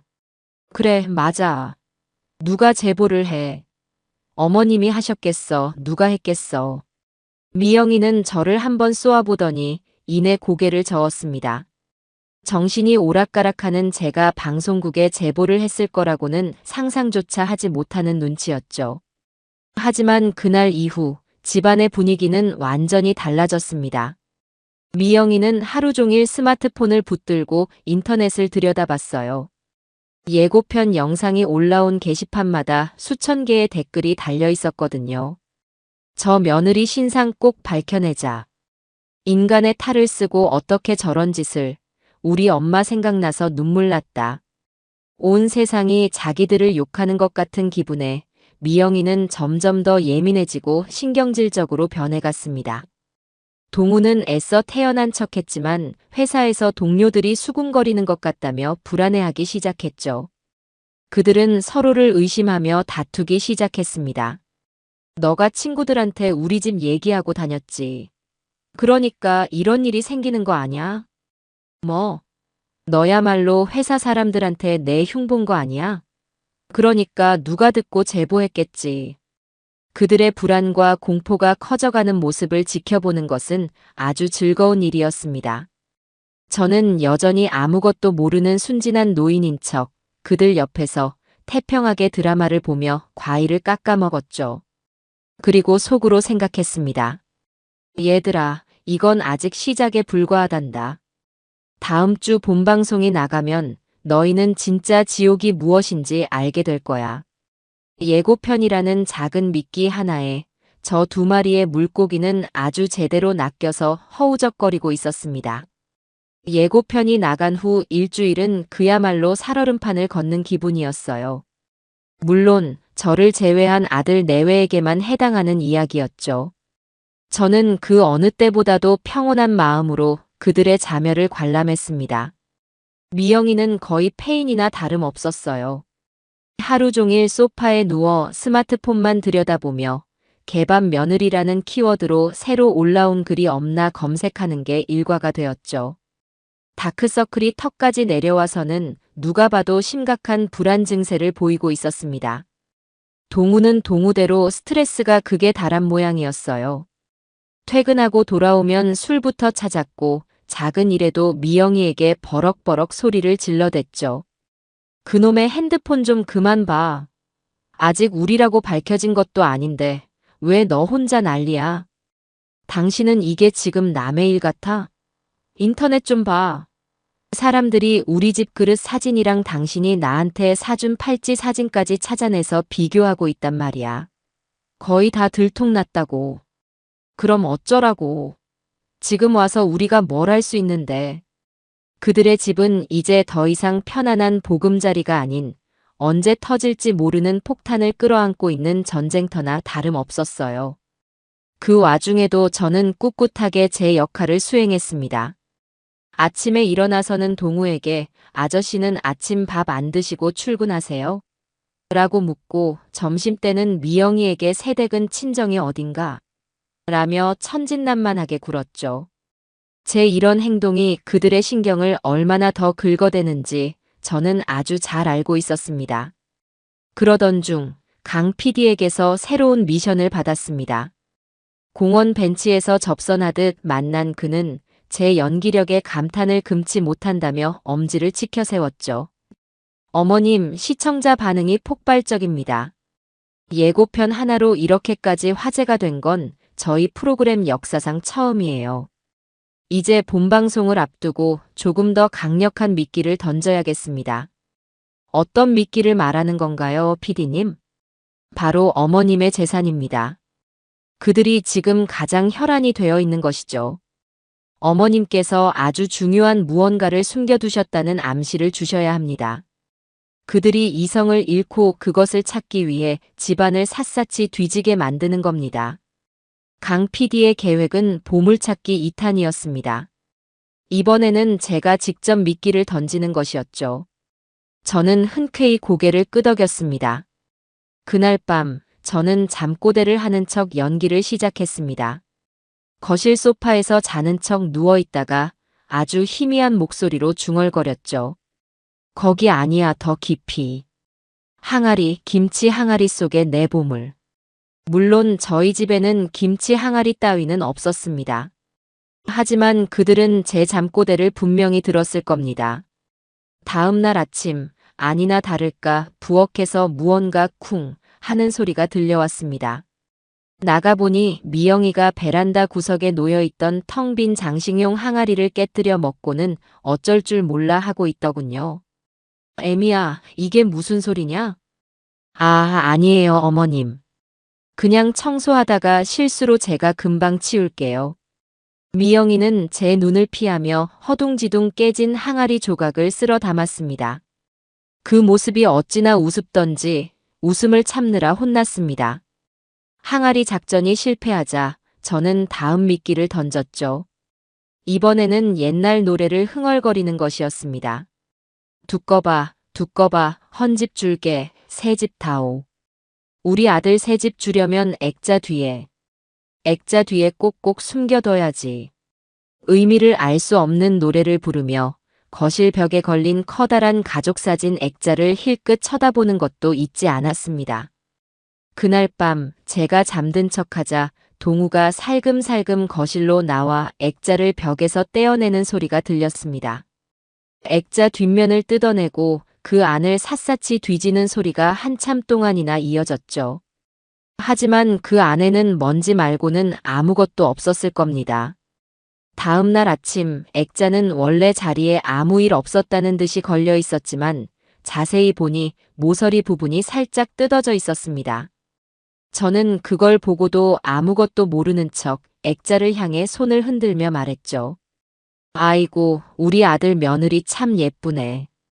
그림 속의 떡이로구나. 아들 내외는 제 말에 가슴이 철렁 내려앉는 표정이었습니다.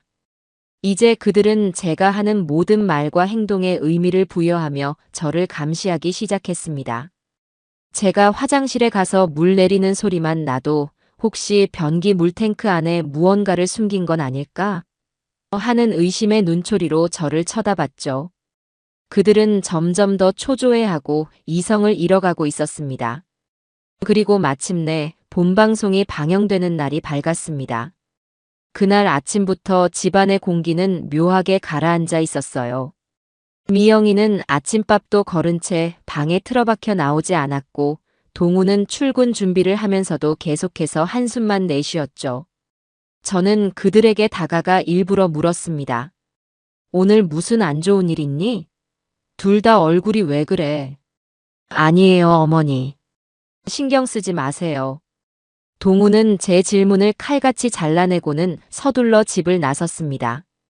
저녁이 되고 방송 시간이 가까워 올수록 집안의 긴장감은 최고조에 달했습니다. 미영이는 여전히 방에서 나오지 않았고 퇴근하고 돌아온 동우는 말없이 술병만 비우고 있었죠. 저는 일부러 거실 텔레비전 채널을 우리가 몰랐던 가족이 방영되는 방송국에 맞춰 놓았습니다. 아들, 오늘 그거 하는 날이다. 그 못된 며느리 나오는 거. 같이 보자. 아주 재미있겠다. 저는 아무것도 모른다는 듯이 동우의 옆에 바싹 다가 앉았습니다. 동우는 저를 뿌리치지도 못하고 사색이 된 얼굴로 텔레비전 화면만 노려보고 있었죠. 잠시 후 익숙한 프로그램 오프닝 음악이 흘러나오기 시작했습니다. 방 안에 있던 미영이도 그 소리를 들었는지 조심스럽게 문을 열고 나와 거실 구석에 유령처럼 서서 화면을 지켜봤습니다. 오늘 대한민국을 떠들썩하게 만든 개밥 며느리 사건의 전말이 공개됩니다. 성우의 목소리와 함께 첫 번째 영상이 화면에 나타났습니다. 바로 제가 아들네 집을 처음 방문하던 그날의 영상이었죠. 현관문을 열어주던 미영이의 귀찮아하는 표정, 제가 싸온 갈비찜을 구석에 밀어놓는 모습, 그리고 샤넬이에게는 한우 안심을 섞어 밥을 주면서 제게는 반찬 투정을 하던 모습까지 모든 것이 적나라하게 방송되고 있었습니다. 물론 얼굴과 목소리는 변조되었지만 당사자들인 그들이 그걸 모를 리가 없었죠. 동우와 미영이는 숨도 쉬지 못하고 화면을 지켜봤습니다. 스튜디오에 앉아있던 연예인 패널들은 영상을 보며 경악을 금치 못했죠. 와, 시작부터 너무 심한데요? 어르신이 정성껏 싸우신 음식을 저렇게, 강아지가 상전이네, 상전이야. 패널들의 한마디 한마디가 비수가 되어 그들의 심장에 꽂히고 있었을 겁니다. 저는 옆에서 태연하게 추임새를 넣었죠. 그러게 말이야. 저 며느리 아주 못돼 먹었네. 우리 애미는 안 저러는데. 제 말에 미영이가 저를 죽일 듯이 째려봤지만 저는 못 본 척 화면에만 집중했습니다. 그리고 마침내 문제의 그 장면이 나왔습니다. 미영이가 제게 게사료를 우유에 말아 건네는 장면이었죠. 제가 그걸 받아먹는 모습까지 아주 길고 자세하게 방송되었습니다. 스튜디오는 그야말로 충격의 도가니였습니다. 한 여성 패널은 자기 엄마가 생각난다며 눈물을 흘리기까지 했죠. 방송은 거기서 그치지 않았습니다. 제가 보일러 고장을 핑계로 아들 내 집에 들어온 이후의 모습들도 연달아 공개되었죠.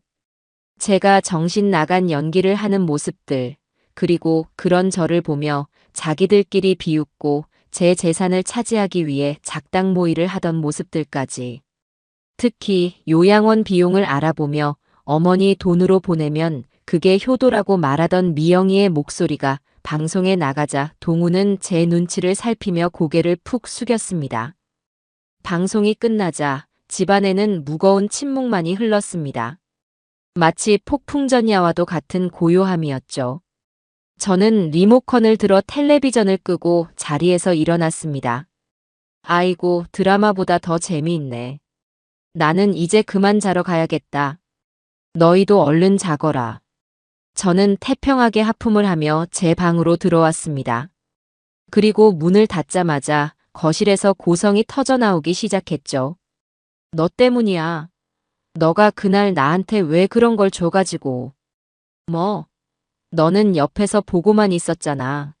말리지도 않고. 그리고 요양원 얘기는 너가 먼저 꺼냈잖아. 이게 다 너가 평소에 입이 싸서 그래. 친구들한테 우리 집 얘기 다 하고 다녔지. 웃기지 마. 너야말로 회사 가서 내 흉 실컷 받겠지. 서로에게 책임을 떠넘기며 맹렬하게 싸우는 소리가 방문을 뚫고 들려왔습니다. 저는 침대에 누워 그 소리를 자장가 삼아 들었죠. 아주 만족스러운 밤이었습니다. 나의 작은 연극은 이제 전 국민이 지켜보는 거대한 무대가 되었습니다. 그리고 저 두 어리석은 배우는 자기들이 주인공인 줄도 모르고 서로를 핥히며 무대 위에서 발버둥 치고 있었죠. 아직 진짜 하이라이트는 시작도 안 했는데 말입니다. 첫 방송의 후폭풍은 그야말로 상상 이상이었습니다. 다음 날 아침, 동우와 미영이는 퉁퉁 부은 눈으로 식탁에 앉아 있었죠. 밤새 싸우고 울고 난리를 친 모양이었습니다.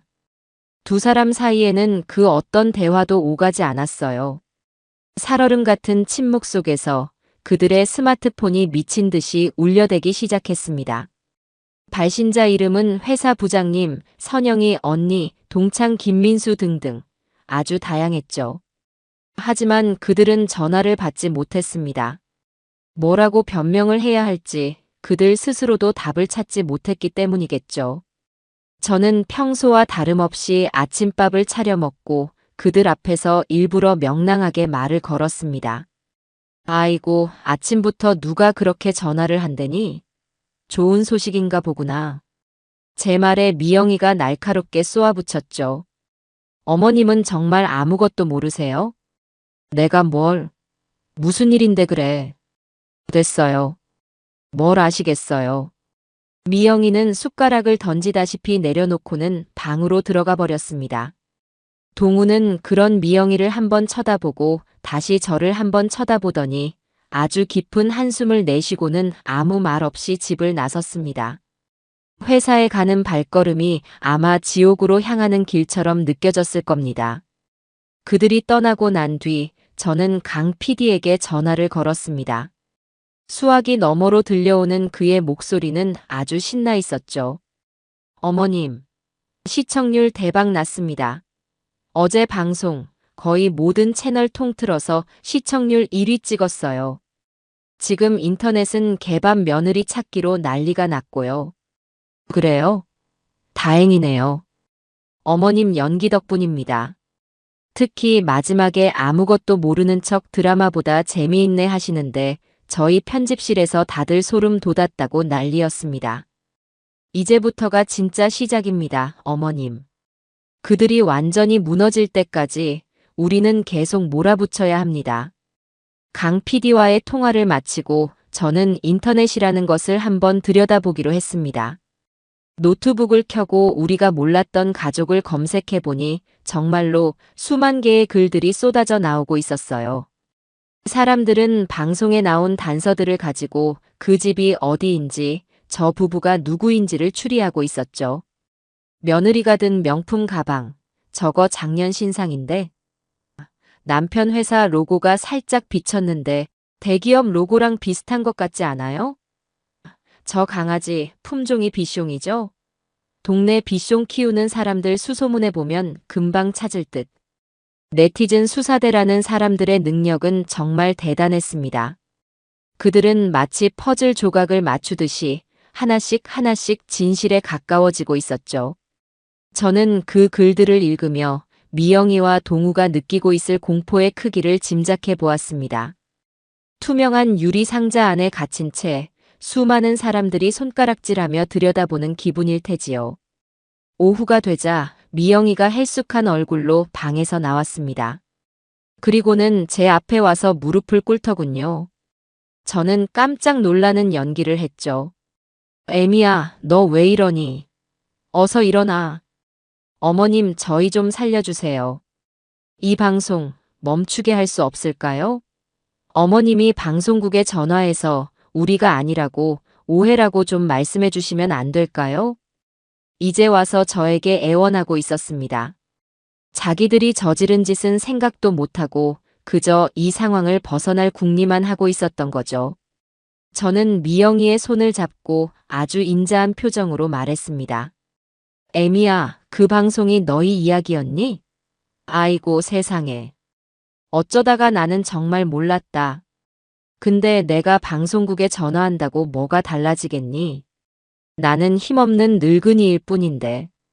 아니에요. 어머님이 당사자시잖아요. 어머님이 괜찮다고 다 용서했다고 하면 되잖아요. 제발요, 어머님. 미영이는 제 바지를 붙잡고 엉엉 울며 매달렸습니다.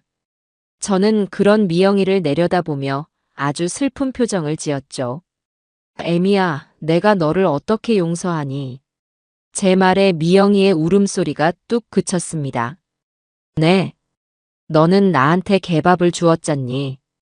저는 그 말을 아주 나지막하고 힘없는 목소리로 내뱉었습니다. 그 순간 제 눈빛은 더 이상 정신 나간 노인의 그것이 아니었죠. 모든 것을 똑똑히 기억하고 있는 상처받은 한 인간의 눈빛이었습니다. 미영이는 제 눈을 보고는 소스라치게 놀라며 뒷걸음질 쳤습니다. 어머님 기억하시는 거예요? 그럼. 내가 다 기억하지. 아주 똑똑히. 그날 네가 나한테 무슨 짓을 했는지, 그리고 너희가 내 등 뒤에서 무슨 계획들을 세웠는지 나는 하나도 잊지 않았단다. 이제 더 이상 연기할 필요가 없었습니다. 미영이의 얼굴이 공포와 충격으로 하얗게 질려가는 모습을 보는 것은 아주 즐거운 구경거리였어요. 그럼 지금까지 전부 연기. 연기라니.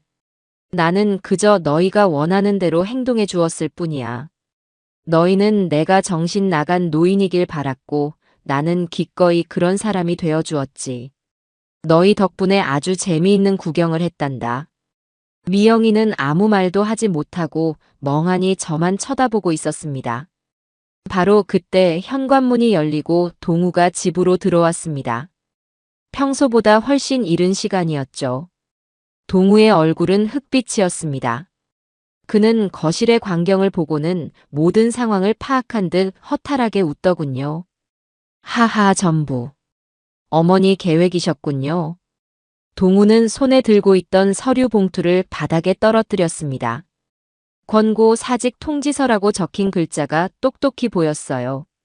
회사에서 오늘 하루 종일 난리였습니다. 방송에 나온 남편이 저인 것 같다고.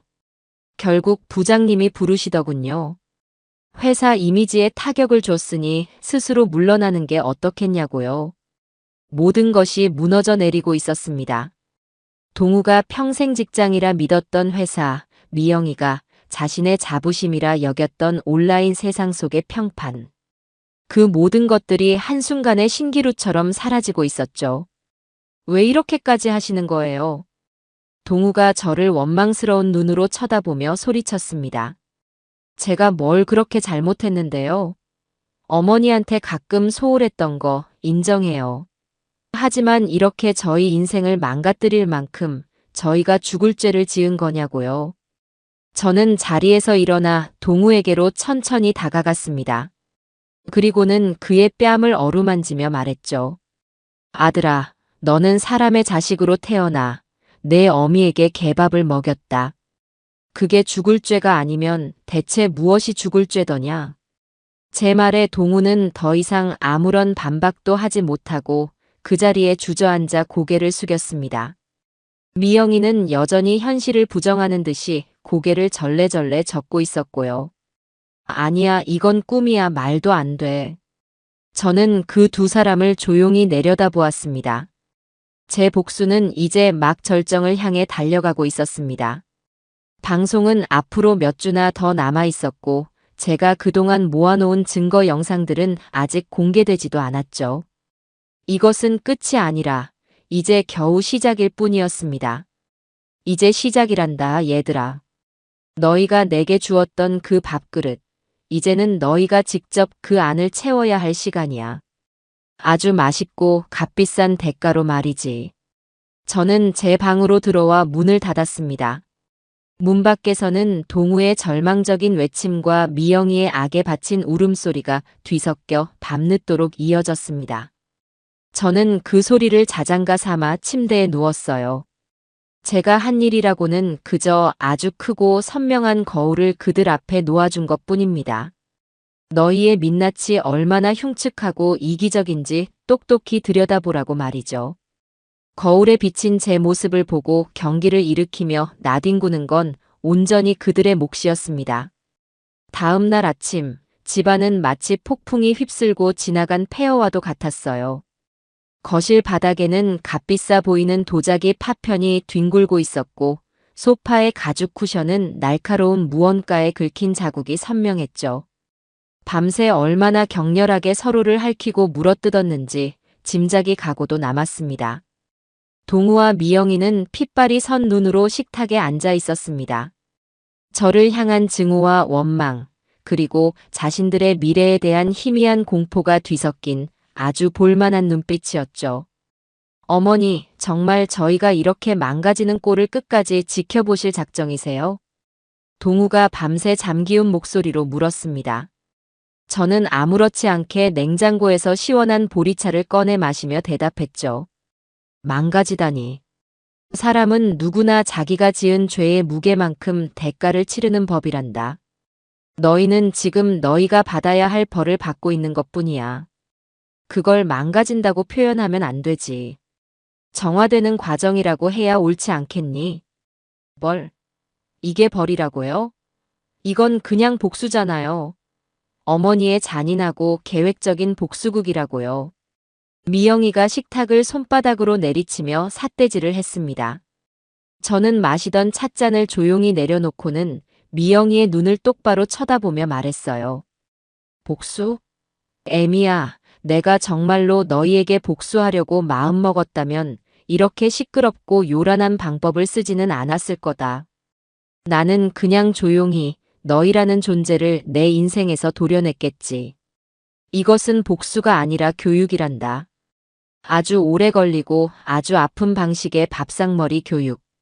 너희가 평생 받지 못했던 그 가르침을 이 늙은 어미가 마지막으로 해주고 있는 것이야. 제 말에 그들은 더 이상 아무런 대꾸도 하지 못했습니다. 그저 분노에 찬 숨만 색색 내쉴 뿐이었죠. 그날 오후부터 그들의 필사적인 반격이 시작되더군요. 저와 강 PD가 이미 예상했던 시나리오 그대로였습니다. 그들은 자신들이 억울한 피해자인 척 여론을 뒤집어 보려고 애썼습니다. 미영이는 제 SNS 계정을 다시 열고 눈물로 범벅이 된 얼굴로 라이브 방송이라는 것을 켰더군요. 저도 제 방에서 노트북으로 그 가증스러운 쇼를 전부 지켜봤습니다. 여러분, 저 개밥 며느리 맞습니다. 하지만 여러분이 아는 것은 전부 사실이 아닙니다. 방송에 나온 내용은 모두 악의적으로 조작된 것입니다. 저희 시어머니는 사실 오래전부터 저희를 내쫓고 이 집과 재산을 모두 차지하기 위해 치밀한 계획을 세우셨습니다. 저희는 그저 연기하시는 어머님께 속수무책으로 당한 불쌍한 피해자일 뿐입니다. 제발 저희의 진심을 믿어주세요. 저희를 도와주세요. 참으로 가증스럽고 뻔뻔한 연기였어요. 하지만 이미 그들의 추악한 민낯을 본 사람들은 아무도 미영이의 눈물을 믿어주지 않았습니다. 채팅창에는 악어의 눈물이네. 끝까지 반성을 모르는구나. 연기는 시어머님보다 한 수 아래다. 같은 조롱 섞인 댓글들만 빠르게 올라왔죠. 동우는 동우대로 아는 기자들에게 연락을 돌려 억울함을 호소하고 다녔습니다. 치매를 연기하는 악마 같은 노모에게 가스라이팅 당한 아들의 피눈물 나는 절규라는 아주 자극적인 제목으로요. 하지만 이미 우리가 몰랐던 가족 프로그램과 독점 계약을 맺은 방송사 외에는 그 어떤 언론사도 패배가 뻔히 보이는 싸움에 섣불리 끼어들려 하지 않았습니다. 그들의 어설픈 발버둥은 오히려 다음 주 방송에 대한 대중의 기대감만 더욱 키워주는 꼴이 되었습니다.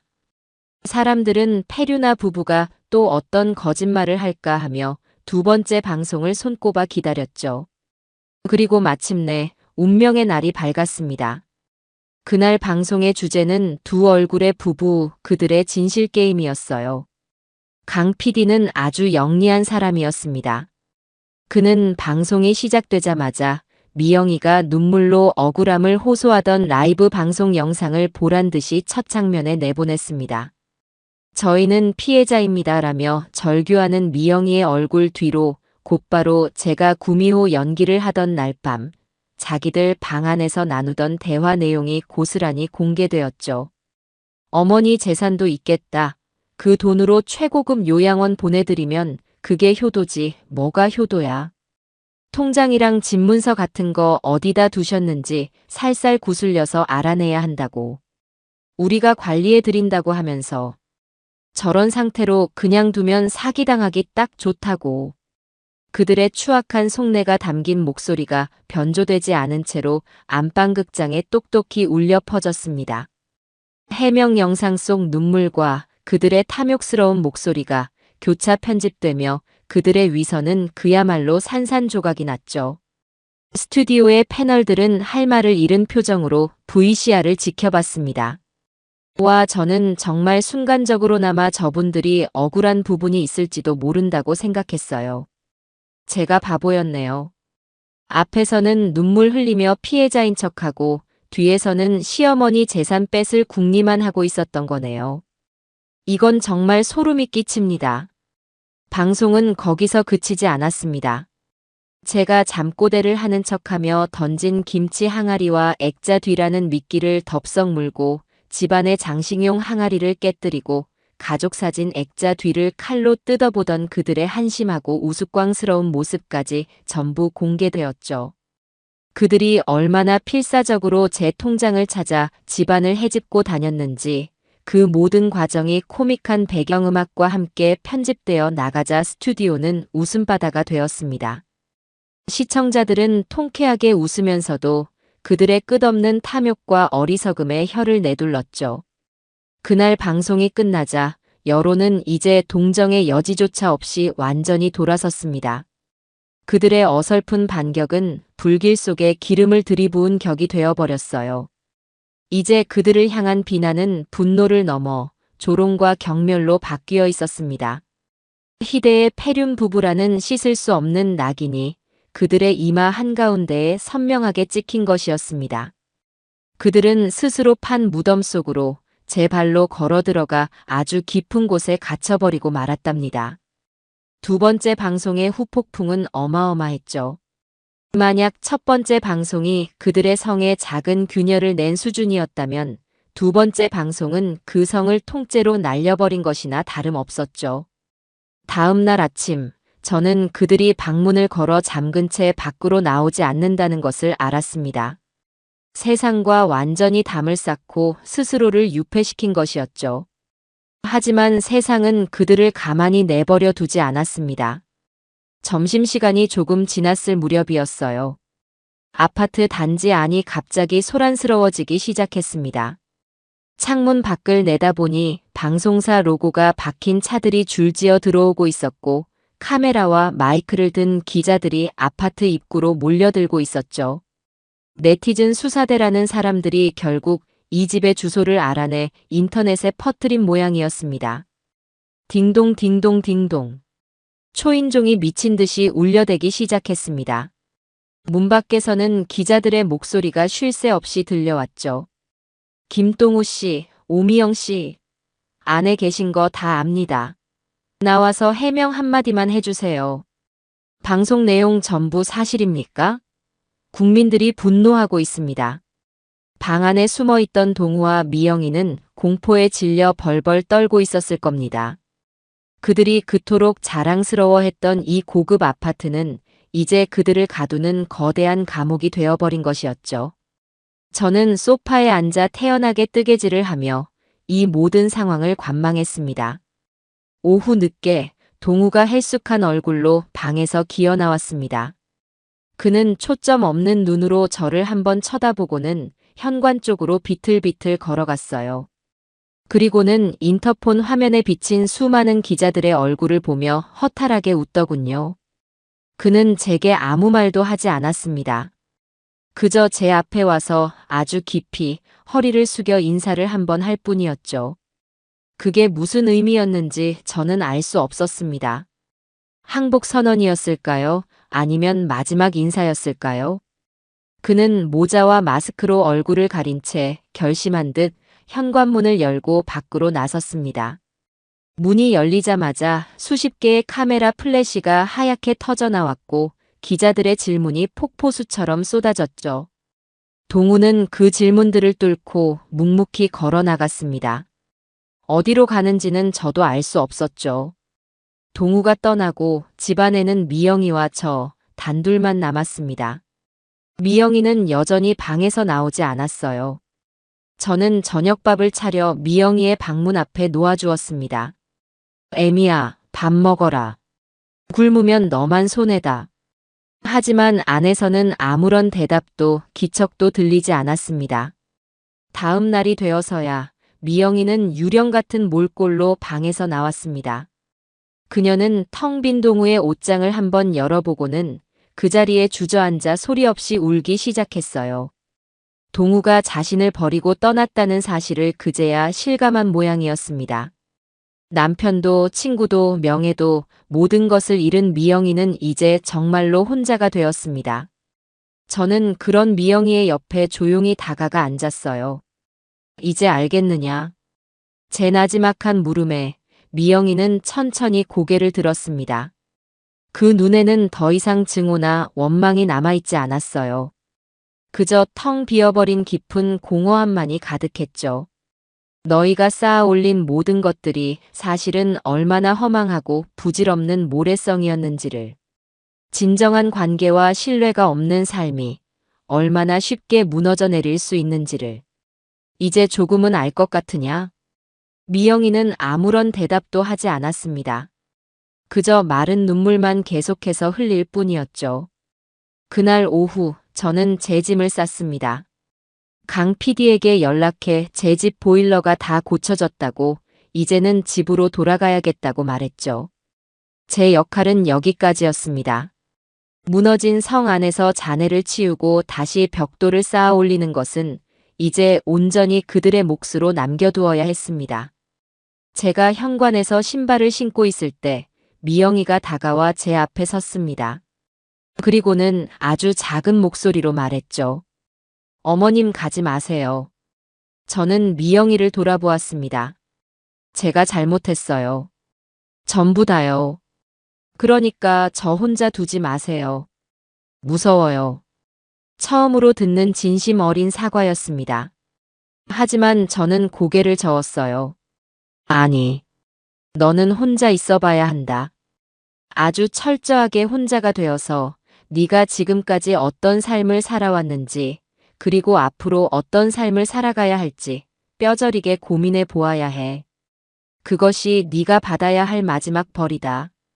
저는 미영이를 남겨두고 그 집을 나섰습니다. 등 뒤로 미영이의 절규에 가까운 울음소리가 들려왔지만 저는 단 한 번도 뒤를 돌아보지 않았습니다. 몇 주 만에 돌아온 제 집은 여전히 아늑하고 평화로웠습니다.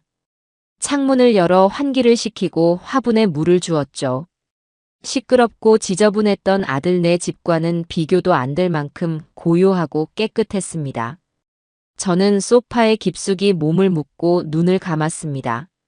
제 길고 길었던 연극이 드디어 막을 내리고 있었습니다. 이제 남은 것은 저 두 어리석은 배우가 스스로의 힘으로 무대 밖으로 걸어 나올 수 있을지를 그저 멀리서 지켜보는 일뿐이었죠.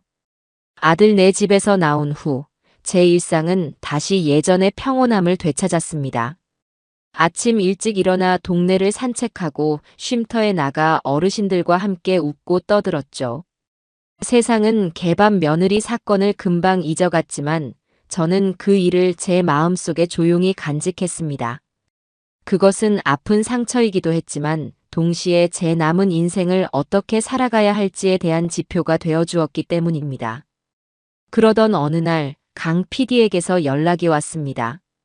우리가 몰랐던 가족 프로그램의 마지막 방송을 준비하고 있다는 것이었죠. 마지막 회는 제가 직접 스튜디오에 출연해서 이 모든 일들을 겪은 당사자로서의 소회와 심경을 밝히는 특집으로 꾸며진다고 했습니다.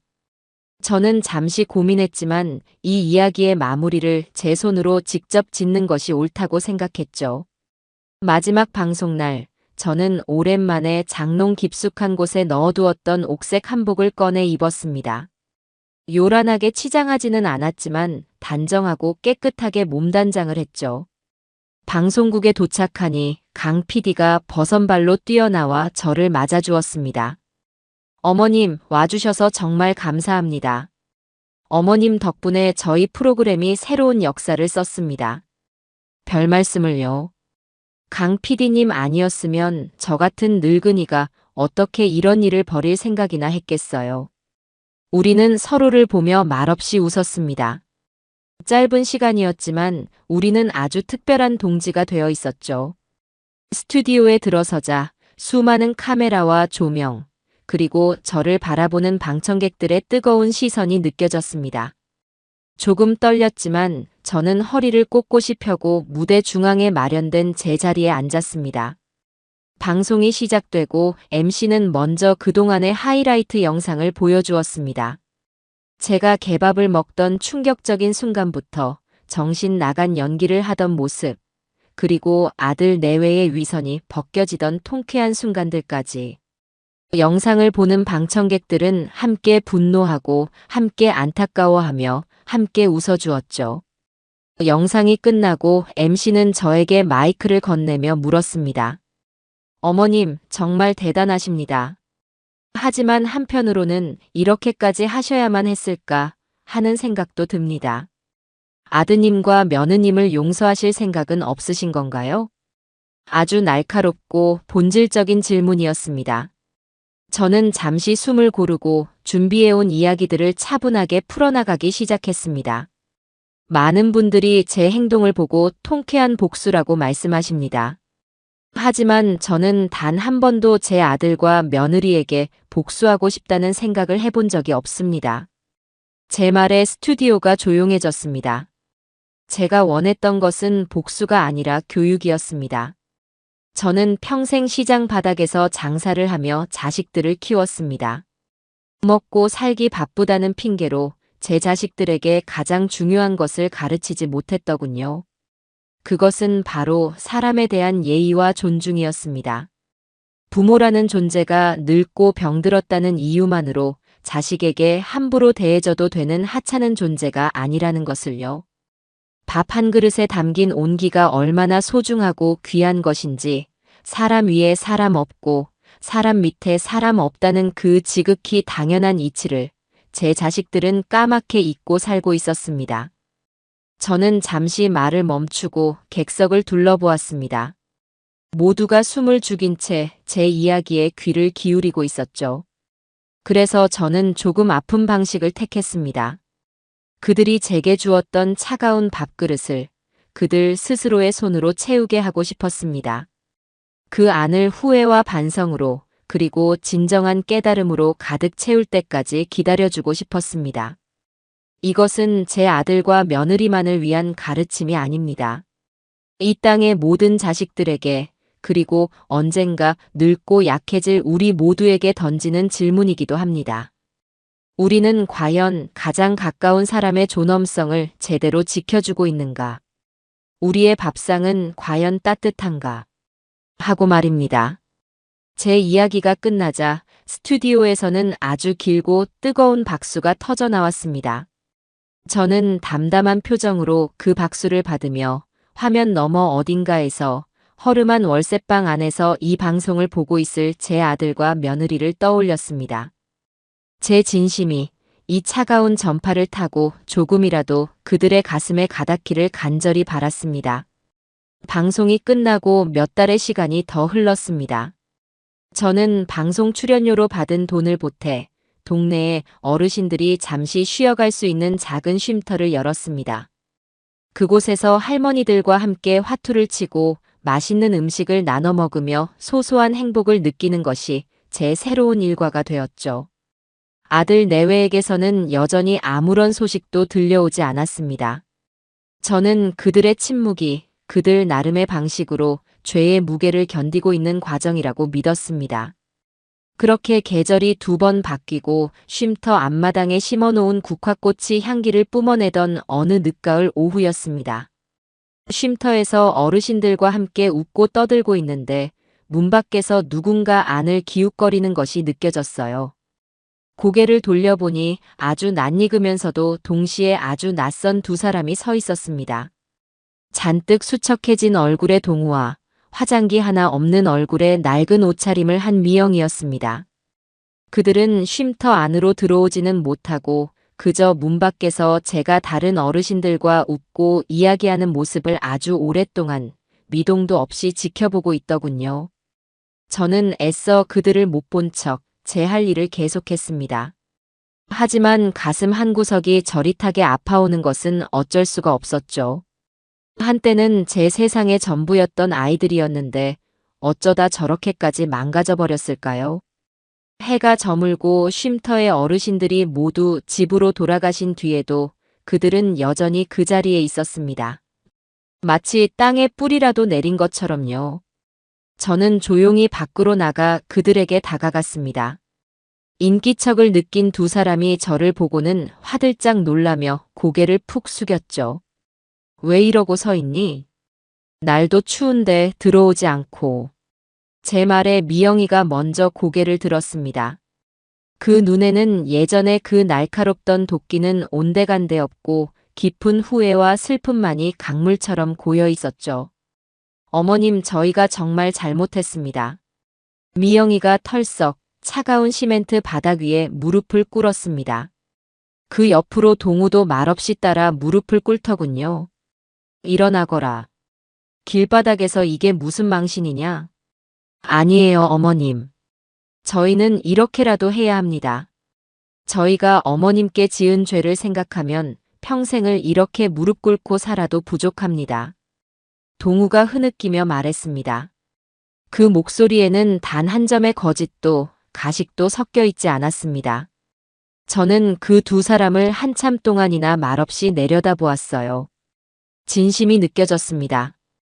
카메라 앞에서 연기하던 악어의 눈물이 아니라 뼛속 깊은 곳에서부터 우러나오는 진짜 후회의 눈물이었습니다.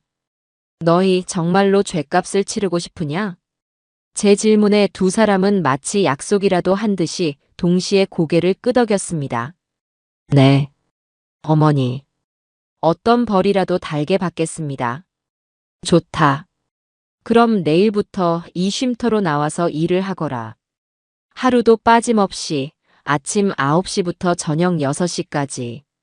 너희에게는 월급 한 푼 줄 수 없다. 그 대신 매일 저녁 내가 차려주는 따뜻한 밥을 먹게 해주마. 할 수 있겠느냐? 그것이 제가 그들에게 내린 마지막 벌이자 동시에 구원의 손길이었습니다. 돈도 명예도 아닌 매일의 정직한 노동과 따뜻한 밥 한 그릇. 그들은 눈물을 쏟아내며 고개를 끄덕였죠. 다음 날부터 동우와 미영이는 정말로 쉼터에 나와 일을 하기 시작했습니다.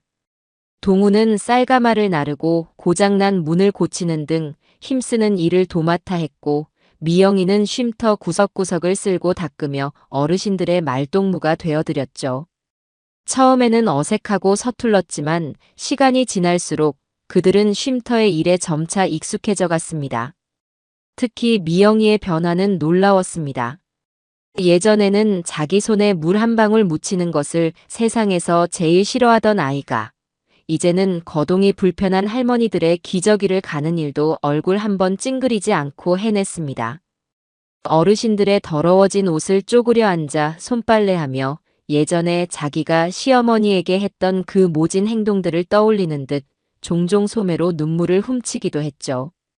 땀 흘려 일한 뒤 저녁에 제가 차려준 소박한 밥상 앞에서 그들은 세상에서 가장 맛있는 음식을 먹는 사람들처럼 허겁지겁 밥을 먹었습니다. 뜨거운 김이 나는 흰쌀밥에 김치 한 조각, 콩나물국 한 그릇뿐이었지만 그들은 그 밥을 먹으며 연신 감사하다고 말했죠. 저는 그들의 변화를 조용히 지켜보며 제 길고 길었던 교육이 틀리지 않았음을 깨달았습니다. 그렇게 겨울이 지나고 쉼터 앞마당에 심어놓은 매화나무에 작은 꽃망울이 맺히기 시작한 어느 날이었습니다. 그날은 동우의 생일이었죠. 저는 새벽 일찍 시장에 가 가장 좋은 LA 갈비를 사왔습니다. 그리고 정성껏 양념에 재워 예전의 그 방식 그대로 갈비찜을 만들었습니다. 저녁이 되고 고된 하루 일과를 마친 두 사람 앞에 김이 모락모락 나는 갈비찜을 놓아주었습니다. 이게 뭐예요, 어머니? 갈비찜을 본 동우의 눈이 동그랗게 커졌습니다.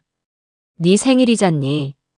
이 어미가 하나뿐인 아들 생일인데 갈비찜이라도 배불리 먹여야지. 제 말에 동우의 눈에서 굵은 눈물 방울이 뚝뚝 떨어져 밥그릇 위로 번지기 시작했습니다. 미영이도 조용히 고개를 숙여 눈물을 훔쳤죠.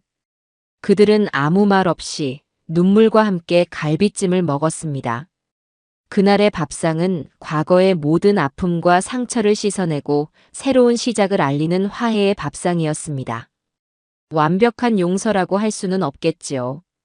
제 마음에 남은 깊은 흉터가, 그리고 그들의 마음에 새겨진 지울 수 없는 죄책감이 완전히 사라지기까지는 아주 오랜 시간이 걸릴 겁니다. 하지만 우리는 그날 비로소 다시 가족이라는 이름으로 하나의 밥상에 둘러앉았습니다. 그것만으로도 충분했습니다.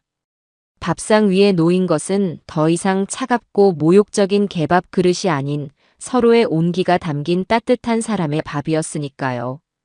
아주 길고도 험난했던 저의 밥상머리 교육은 그렇게 봄의 문턱에서 비로소 따뜻한 막을 내리고 있었습니다.